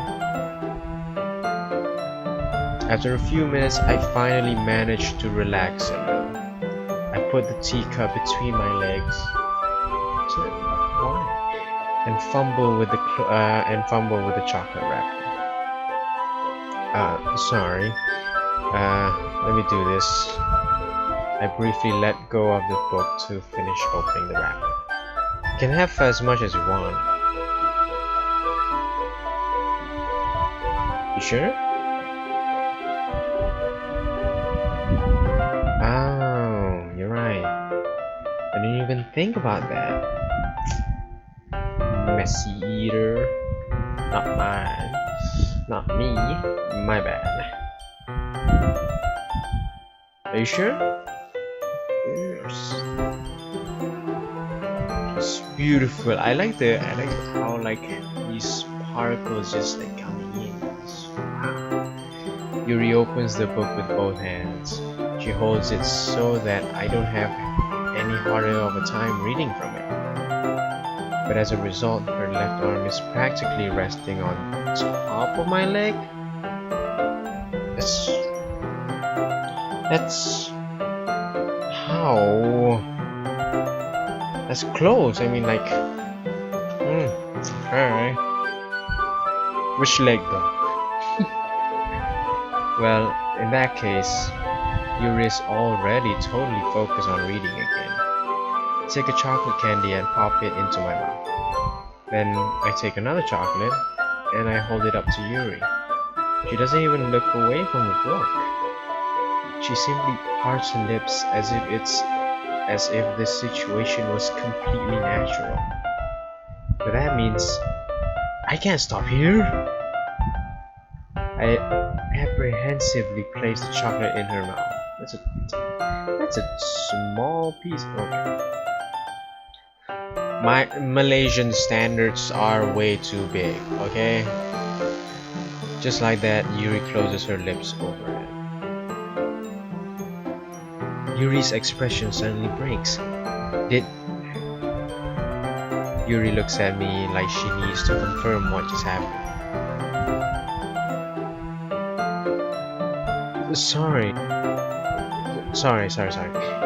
I guess I should have. I guess I shouldn't have done that. Shouldn't.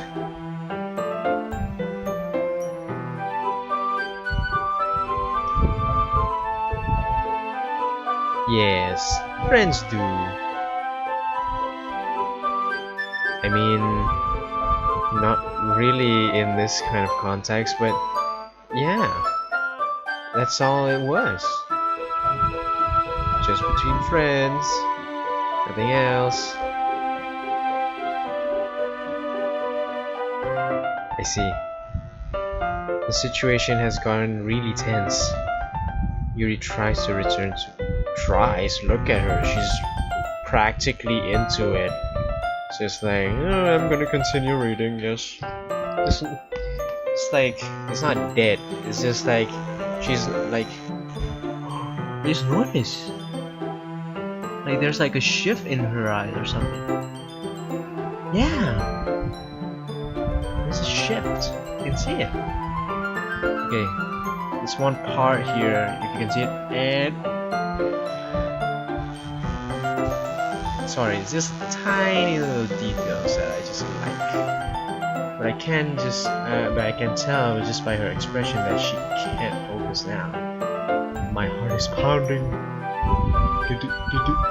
I nervously take another chocolate between my fingers. You're not gonna do it again, are you? Because I forgot. But this time, Yuri's eyes meet mine. How did it even come to this? Yuri doesn't avert her gaze. I notice her chest rising and falling to the rhythm of her breaths. I raise my arm, like before Yuri parts her lips. It's just the tiniest little details you would... I mean, this is like... It's obvious. Okay? Tiny details is just like her eyes or something. But it's different this time. I take the chocolate and place it in her mouth. I feel her hot breath. Oh, this is hot. Hot. Hot. And Monica, thank you. Can we have a Monica round? Please. I want a Monica round. So bad. Yuri Joe's back.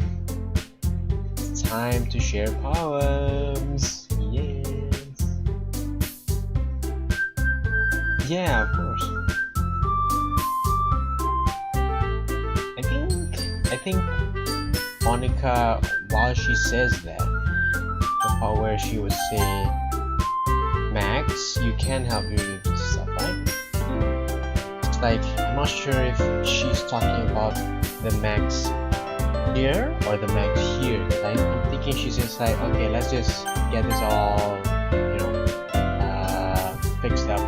This isn't the real Max. I know Max is here, not there. It's just like, yeah. Yuri picks up the teacups from the floor. I pick up the bags of chocolate. Bags? Bag of chocolate, sorry. In the end, we hastily clean up without so much as a word between us. I get the feeling this is something neither of us will have the courage to bring up. Yes. I mean, I try to make it as not sexy as possible, okay? But you already know it because it's so like... It's like... So, start with poems, and I will always start with Monica. I get X. Alright, I guess. I'll take that.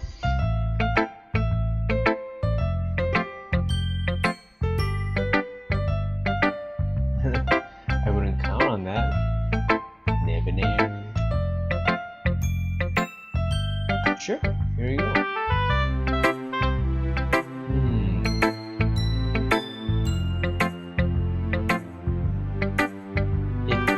Like you're not only getting more comfortable with your style, but the imaginary is better than the last one I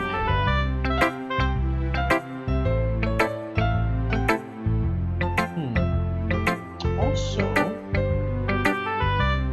I feel like some of the dialogues are changed.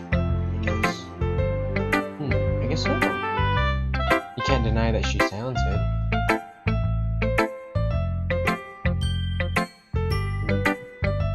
Maybe a little bit intimate than romantic.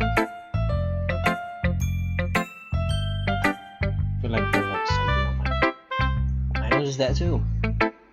Or when she's talking about literature, and it's like a light turns on inside her.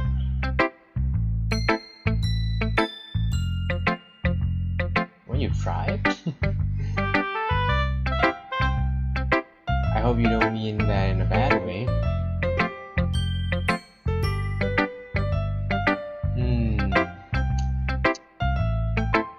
Read that, visualize it, understand it, make a theory about it.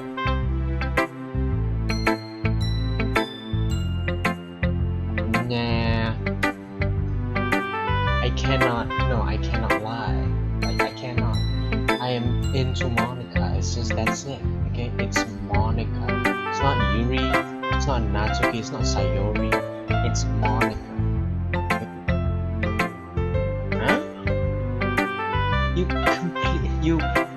You completely misunderstood.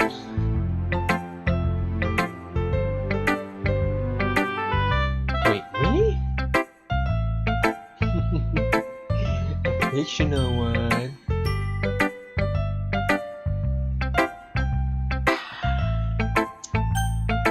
It's like the same wavelength, you know, like the brains having the same wavelengths, lengths. Like, I can understand it just straight away.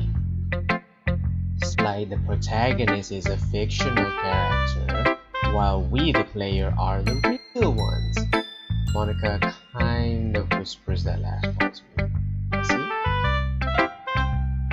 Well, there's not really anything wrong about that.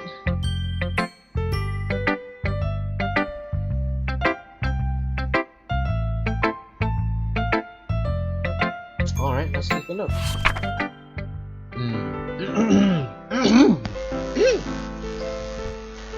Save me. The colors, they won't stop. Bright, beautiful colors, flashing, expanding, piercing. Red, green, blue, and endless cacophony of meaningless noise. The noise, it won't stop. Violent, grating waveforms, squeaking, screeching, piercing, sine, cosine, tangent, like playing a chalkboard on a turntable. Oh, like playing a vinyl on a pizza crust. An endless poem of meaningless.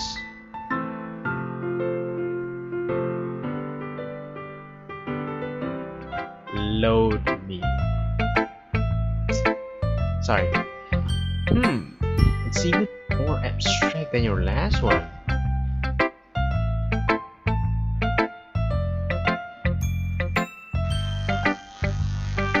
No, I never said that. It's just a kind of thing I've never really seen before, I guess.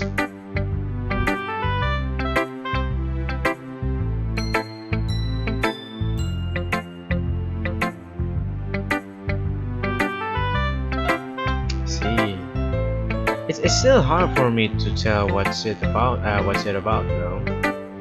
Nah, I can see through it crystal clear. No need glasses. Sorry if it's somehow, you know. Oh well. Here's Monica's running tip of the day.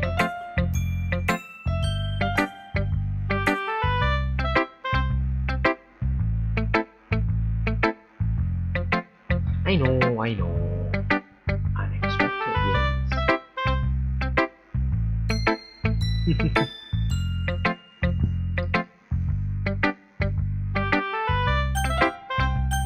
Right, so go with Sayor.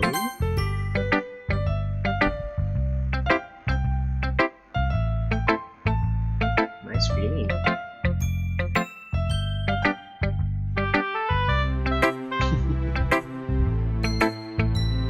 Story for you. Let me she's cute and all, you know, but she's innocent, way too innocent for the world. Until one day, that's not very helpful, you know.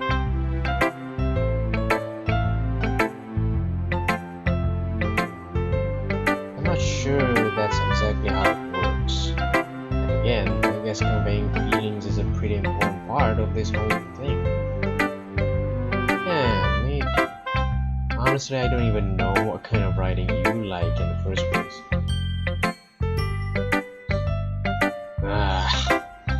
Why don't you at least try giving it some thought?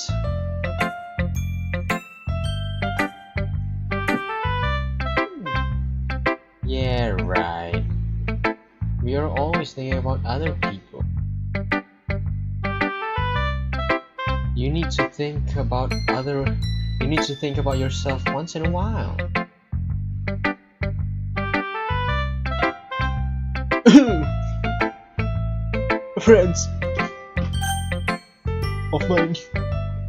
Friends of mine. If you don't, you might end up getting hurt at some point. Okay? It's a bad thing, okay? Like, if you need help, just say it out, you know? Don't just bottle it up until you self-destruct some way or another. Or whatever. Dude, why are you being so cocky? You're being a dick. I know I am a dick as well, but I'm not that level of a dick. Come on. Someone's emotion, someone's feelings, someone's life is not good. Okay? Always be there for the people, okay? Even for the real ones. It's bittersweet, yeah.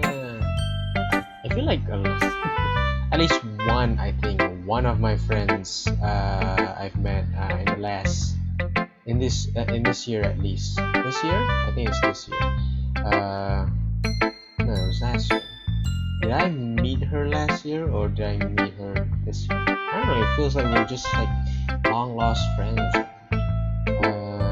Yeah.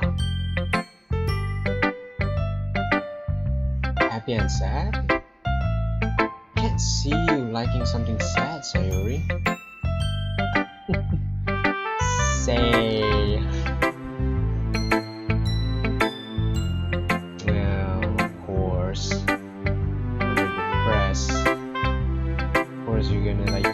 Try your best to be happy, but yeah, a little rain cloud here and there, and then it all becomes a thundercloud. Sayori, that's unexpectedly poetic. Yes?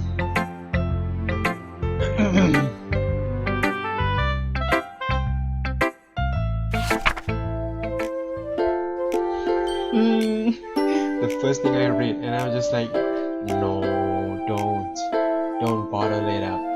I pop off my scalp like the lid of a cookie jar. It's the secret place where I keep all my dreams. Little balls of sunshine all rubbing together like a bundle of kittens. I reach inside with my thumb and forefinger to pluck one out. It's warm and tingly, but there's no time to waste. I put it in a bottle to keep it safe, and I put the bottle on the shelf with all the other bottles. Happy thoughts, happy thoughts, happy thoughts in a bottle in a row. My collection makes me lots of friends. Each bottle a starlight to make amends. Sometimes my friend feels a certain way. Down comes a bottle to save the day. Night after night, more dreams. Friend after friend, more bottles. Oh my gosh. The more I read this, the more I feel like, oh my gosh, it breaks down a lot. Deeper and deeper my fingers go, like exploring a dark cave, discovering the secrets hiding in the nooks and crannies. digging and digging, scraping and scraping. I blow dust off my bottle caps. It doesn't feel like time elapsed. My empty shelves could use some more. My friends look through my locked front door. Finally all done, I open up, and in come my friends. In they come, in such a hurry. Do they want my bottles that much?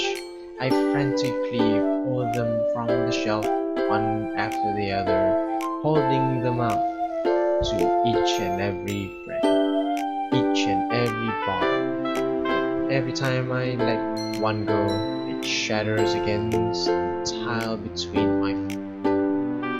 Happy thoughts, happy thoughts, happy thoughts in shards all over the floor.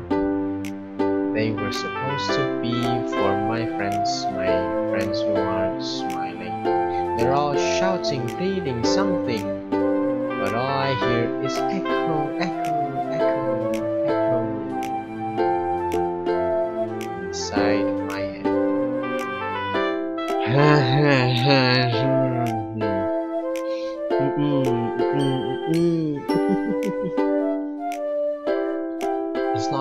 It's not that I cannot handle it. It's the possibility of what will happen next that I'm afraid of. Not just in game, but in real life. Okay? It's like this can happen to anyone. Okay? Holy crap. Sayori, did you really write this? Yeah, but I mean, I didn't expect something like this coming from you. Oh no! I mean, Monica, come on. I know you want, my attention right now, but we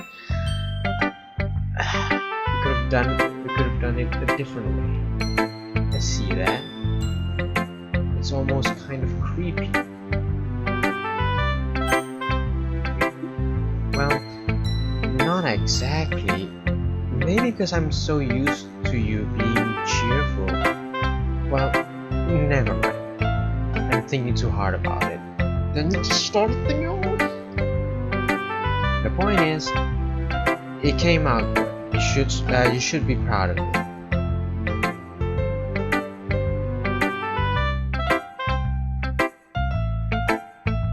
Please, no, don't.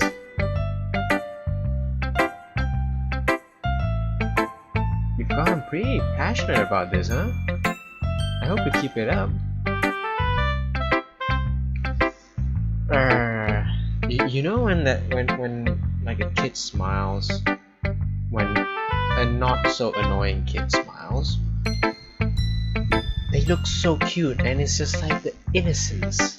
Is that? Don't kill yourself. No. I better check on like a friend of mine after this. Don't get ahead yourself. Don't get ahead of yourself. Sayori's always had a habit of getting obsessed with something before dropping it no more than a week later. I wonder if this one is one of those times. Seeing the passion in her eyes makes it hard for me to be pessimistic. Alright, Natsuki.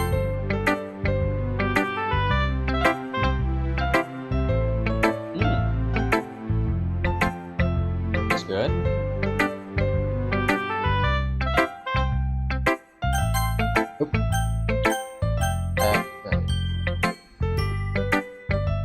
What do you mean by that?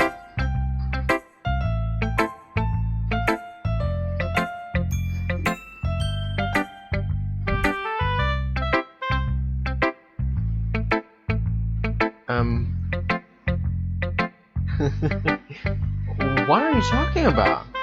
And keep your voice down. Just because she's a talented writer doesn't mean, looks like I'm in trouble. And make it double. I almost struck a nerve. Though, What I did is beyond me. Natsuki shoves the poem I handed her back.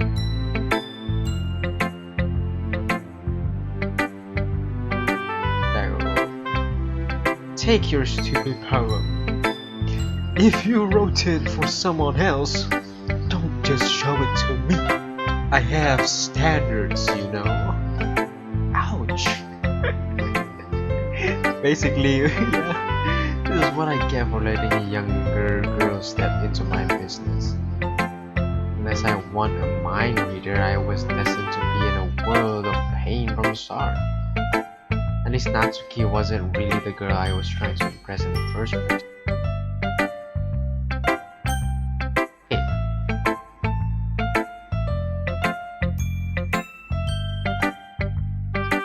Wait. Oh, so that's why I have to like because she didn't show her poem just now. Let's see what you've written for today. Yuri stares at the poem with a surprised expression on her face. Do you like it?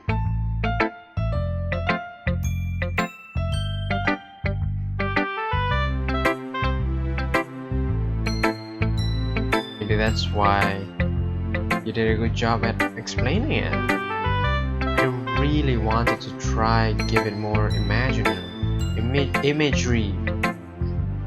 Yuri visibly swallows. Even her hands appear sweaty. Used to what? It's fine. Take your time. Yuri breathes, and collects her thoughts. I know that Yuri likes to think before she speaks, so I offer that patience to her.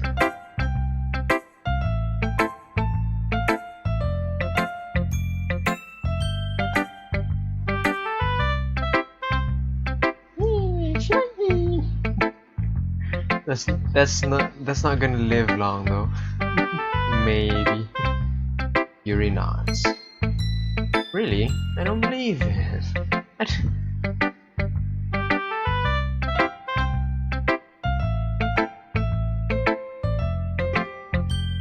Do you really think of that? Again, Yuri nods. Huh. Even your close friends? Yuri doesn't respond. Yuri doesn't respond to that. I wonder why. Well, anyway, do you want to share the poem you wrote today?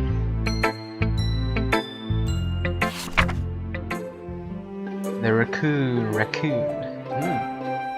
Cute animal.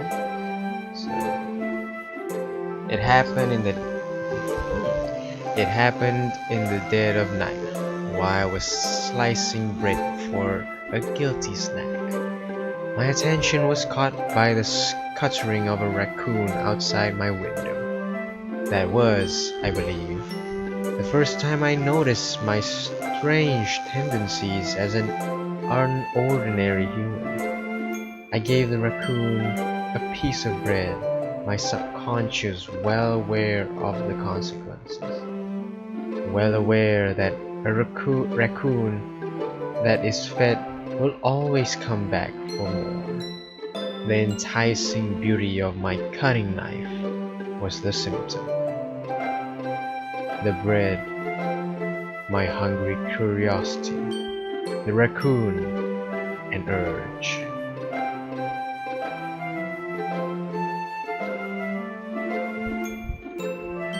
I don't know, it's like 2 a.m. in the morning. My brain doesn't work the same way. The moon increments its phase and reflects that much more light off of my cutting knife. The very same light that glistens in the eyes of my raccoon friend.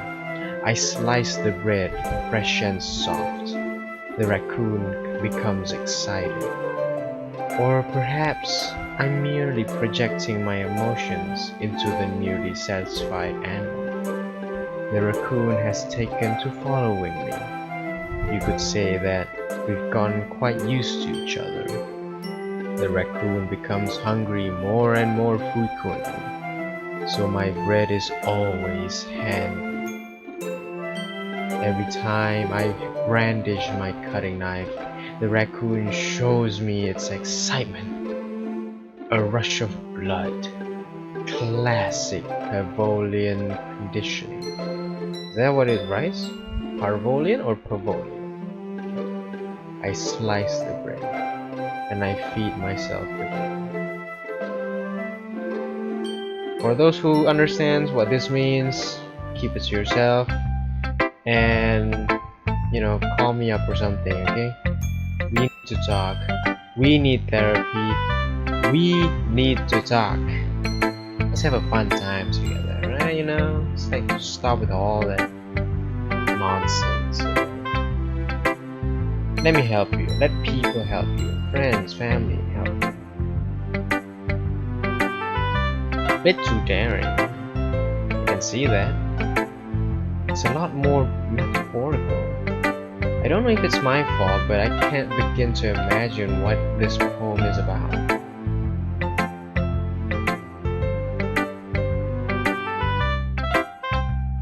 Yeah. If I take it at face value, then I can't even figure out what it's supposed to mean.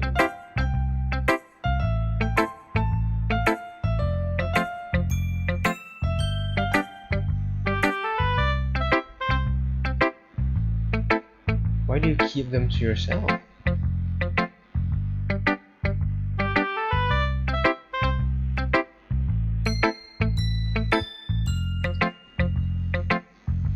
Well, I guess I do.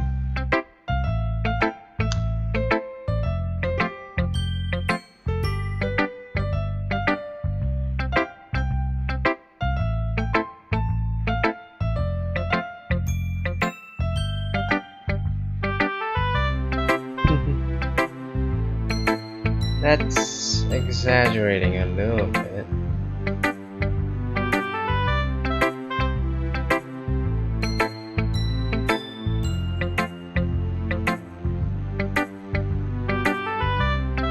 It's nothing really. Yuri smiles sincerely at me. For just a moment, her timidness seems to disappear. Okay!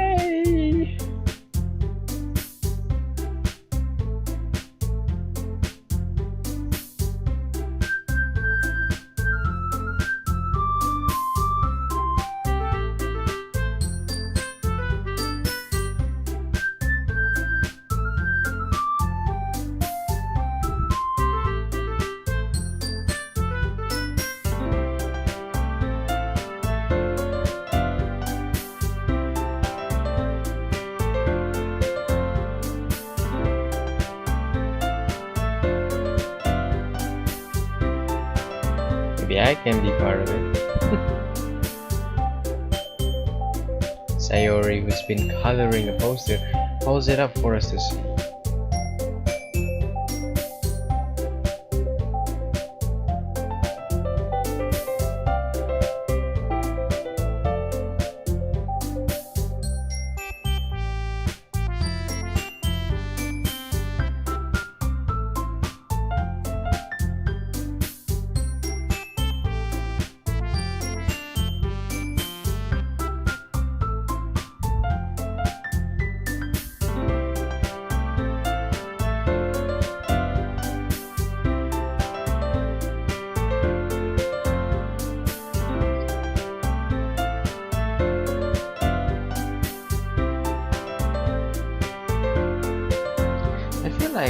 Like the after effect thing, because at some point I have to save the game and then I have to start over to get the true ending, as people might say. And also I don't know what's with the meta OS or something.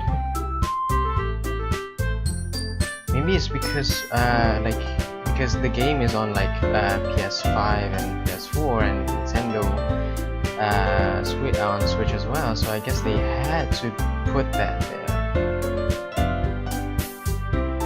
Because if it was just for us PC Master Race players, I mean, we can already do it, but it would feel more intimidating. Like it's like the realness is just there, you know? I mean, if you're like, you know, Natsuki and Yuri remain silent.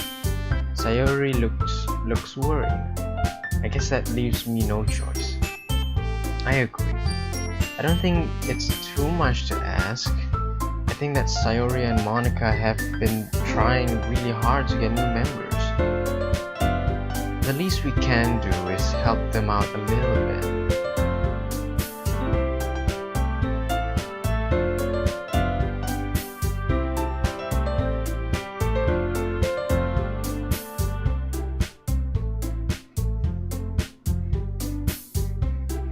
Yuri dejectedly glances around at everyone else's expectant faces.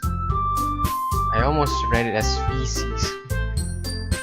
Guess I'm that tired, I guess.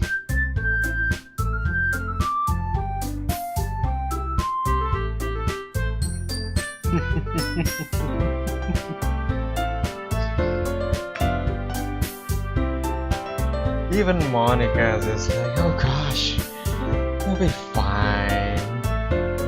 Just like looking the other way, just like, it's okay, you'll be fine. Alright.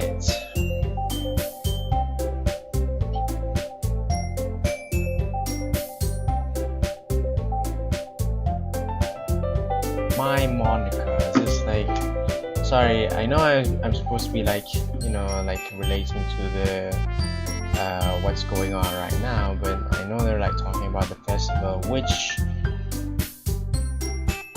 I'm not gonna okay, you know, I'm not gonna spoil viewers if they've never, you know, played the game. Right?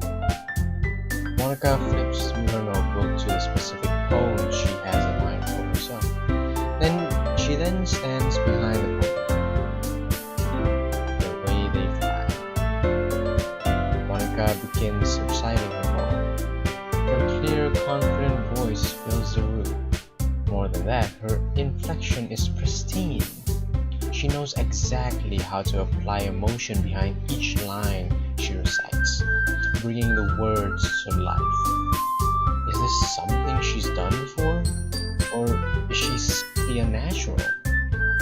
I glance around me. Everyone has their eyes on Monica. Just Monica. Sayori looks amazed. Ri has an intense expression on her face that I don't understand. Finally, Monica finishes her recitation. 4 of us applaud. Monica takes a breath and smiles.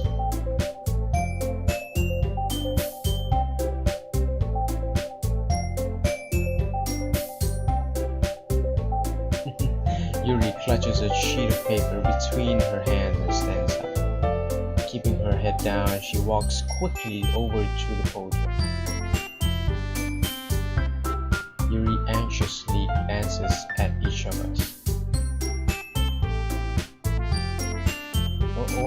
What's the name? The Way They Fly. Way They Fly. After an image of Crimson Eye. Yuri's voice shakes as she starts reading the poem. Just a moment ago, she practically refused to do this. Why is she suddenly putting in so much effort? As Yuri gets past the first couple of lines, her voice changes. It's almost like what happens when Yuri gets absorbed into her books. Her quivering words transform into a sharp syllable of a fierce, confident woman. The poem is full of twists and turns in its structure that she enunciates with perfect timing.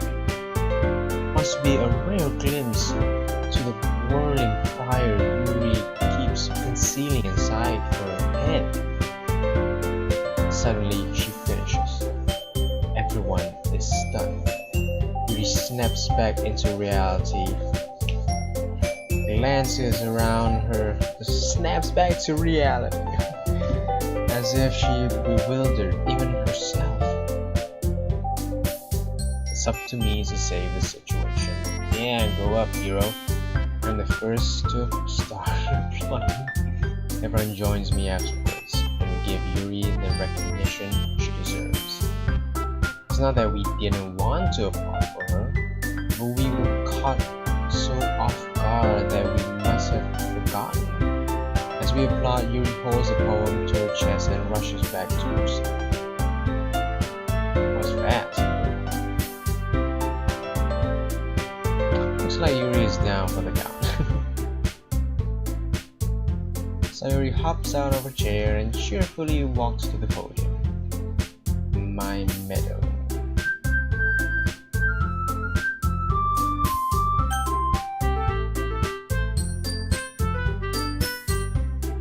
Sayori.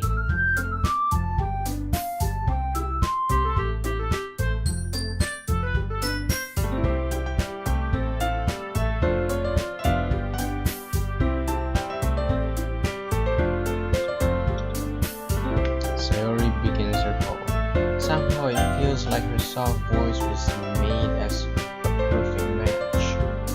The poem isn't aimlessly cheery like Sayori is. It's serene and bittersweet. If I were to read this on paper, I probably wouldn't think much of it.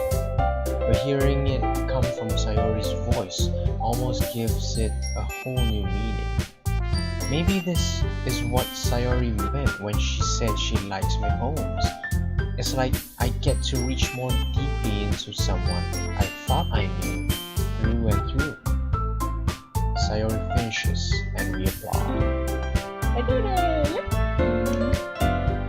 Good job, Sayori.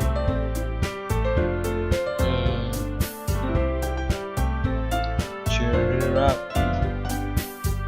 What does that even mean?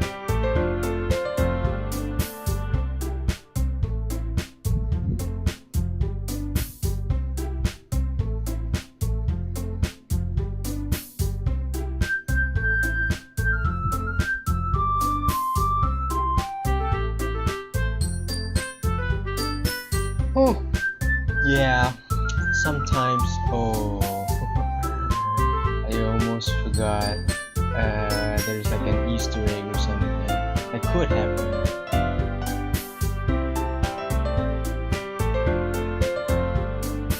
Me, speak.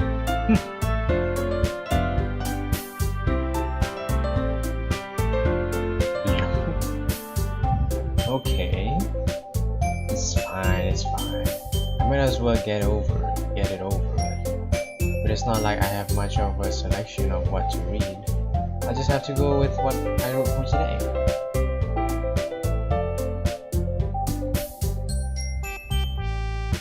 Sorry, I should have read. Everyone has their eyes on me, making me feel terribly awkward. I would be nervous, not awkward. I recite my poem. Since I'm not exactly confident in my own writing, it's hard to put energy into it. Despite that, once I finish, I receive applause and sorry, I'm not really as good as everyone else.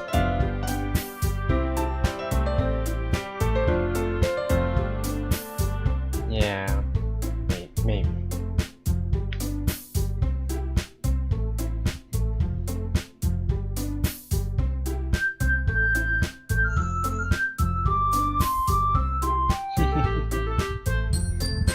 Yeah, it's because you're presenting.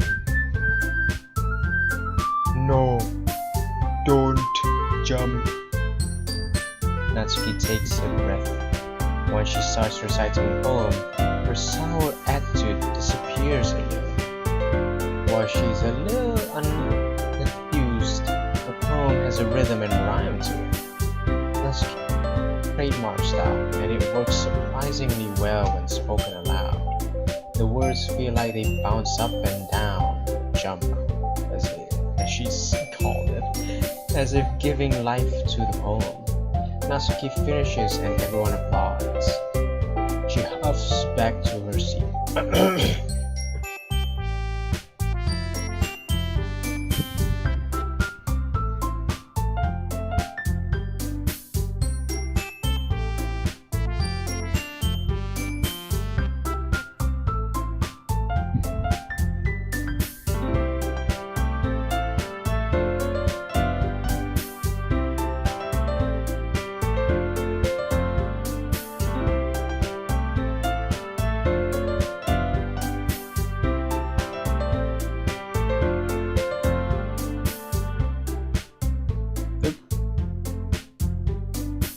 Jeez, I should probably find some other poem to recite instead.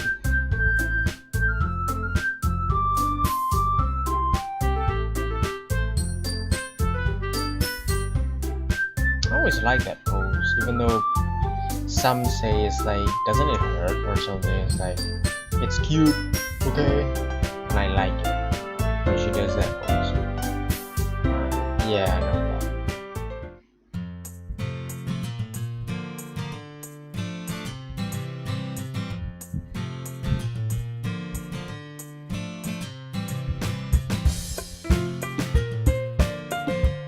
Alright, stand up. There's no way I'll be able to find the same enthusiasm as Sayori and Monica, but I'll do my best to get through it. If it's for the sake of the club and impressing Monica, then I'll have to do my best. Yes, impress her, impress the queen, impress Monica. Ready to go, Sayori? Yep.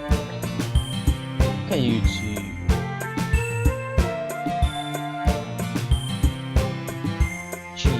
Guys, don't make it such a big deal out of it. Well, how am I supposed to respond to that? Whatever, let's go already. I walk home with Sayori once more. Even though it's only been a few days, a lot of things have already changed.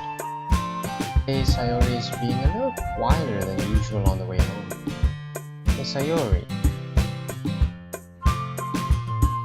Oh, no wonder.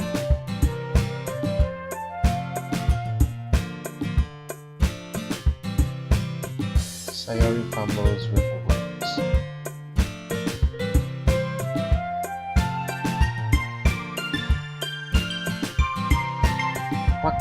What kind of question is that? Kind of putting me on the spot here.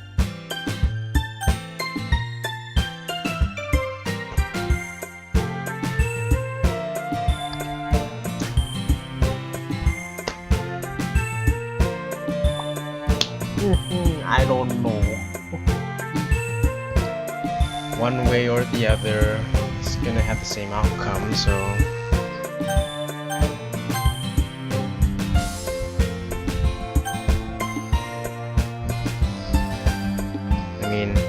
given how hard it is for her to socialize, I would feel awful turning her down, so that has nothing to do with what I just said. Jeez, there's not even any point in speculating something that's never going to happen.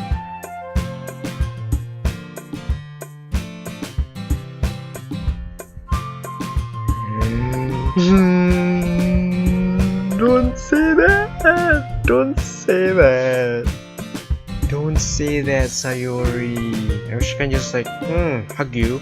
It's just like all my other friends who are like depressed and just like, you won't be needing me anymore, you know? I need you in my life. Okay? As background characters. I need you guys, okay? Like if we all don't die together, what is the purpose of me living alone without my friends? Okay? Every single friend that I know, everyone that I've met, it's basically just like a piece of me that I just leave around. Okay? That's another talk for another day, okay? Need you. Sayori, I can't figure out how you're seeing this in your head right now. Everyone is different.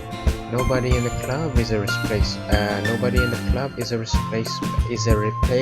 for you.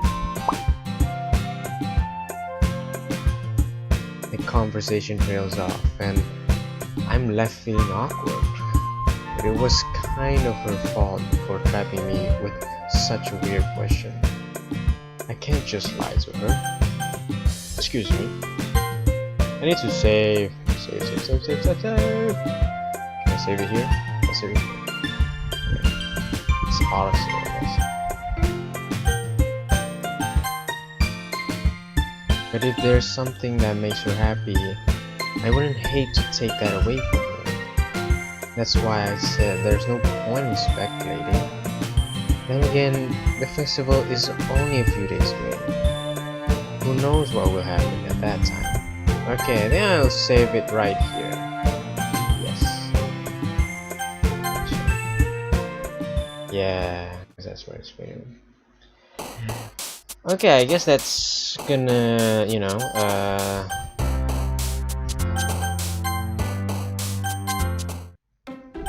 I think we'll have to stop till there because it's almost 3 a.m.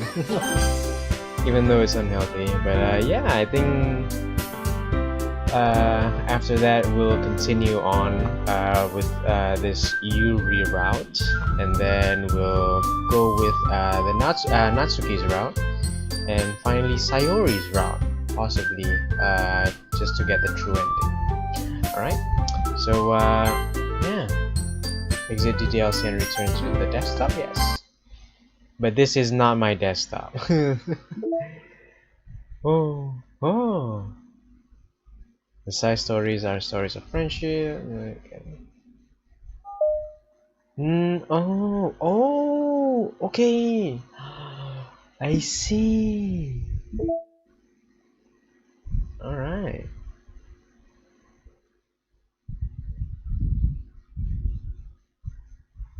There's wow. Okay, this is new. Must be something for the theorists. No mail yet. Guess I have no friends. Yeah, no friends. Pictures, poems, CGs, secrets, sketches from, and music. Poem Panic. Daijoubu. Oh, it plays in the background. I see. Okay. So it's weird having this metaverse enterprise solution. It's like there must be like something here. Like I don't know. Maybe we'll like get into. Well, the character files are not much.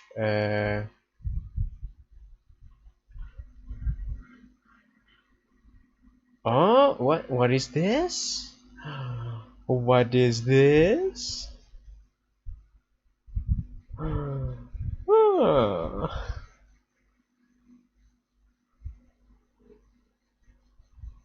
But why does it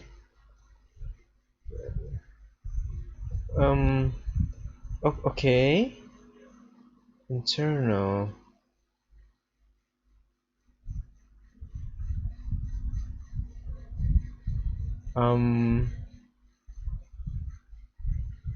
Huh? I don't know, maybe there's like something here to be frowned upon, but yeah. Oh, okay. Still can't be able. So yeah, I mean that's it. Thank you for watching, and I'll see you again soon, maybe tomorrow, I guess tomorrow, because I want to get this over quickly, again, not to worry about anything else. Okay, I know I know I have like some kind of like work life stuff that I need to like fix, But yeah. Oh yeah. Also, so early. I want to watch, but it's kind of late. So yeah, glorious, glorious. Yeah. Sorry, I couldn't even watch. I couldn't read the chat. So yeah. So yeah, maybe tomorrow we'll do it like in the evening or something. Okay. So that it's something that at least some people can watch it, at least people here can watch it. Okay, so yeah, I mean, I'm just doing this just because, well, I have the time. Okay, usually on when when the sun's up, I'm usually busy with family and studies, so yeah, I'll try to squeeze in a stream there tomorrow. But yeah, we'll see. I know it's gonna happen because I'm gonna force myself to. So yeah, I'll see you again soon, tomorrow. And also, if you're depressed in any ways or you're feeling sad, lonely, or something, call up a friend. Call up a friend. Or have a chat. Don't just keep it to yourself. Okay, if you feel like something's wrong with you, it's better to talk about it. Okay, so good night. Have a safe and healthy night's sleep to me as well. So yeah, thank you for watching. I'll see you all tomorrow in the next stream. Bye bye.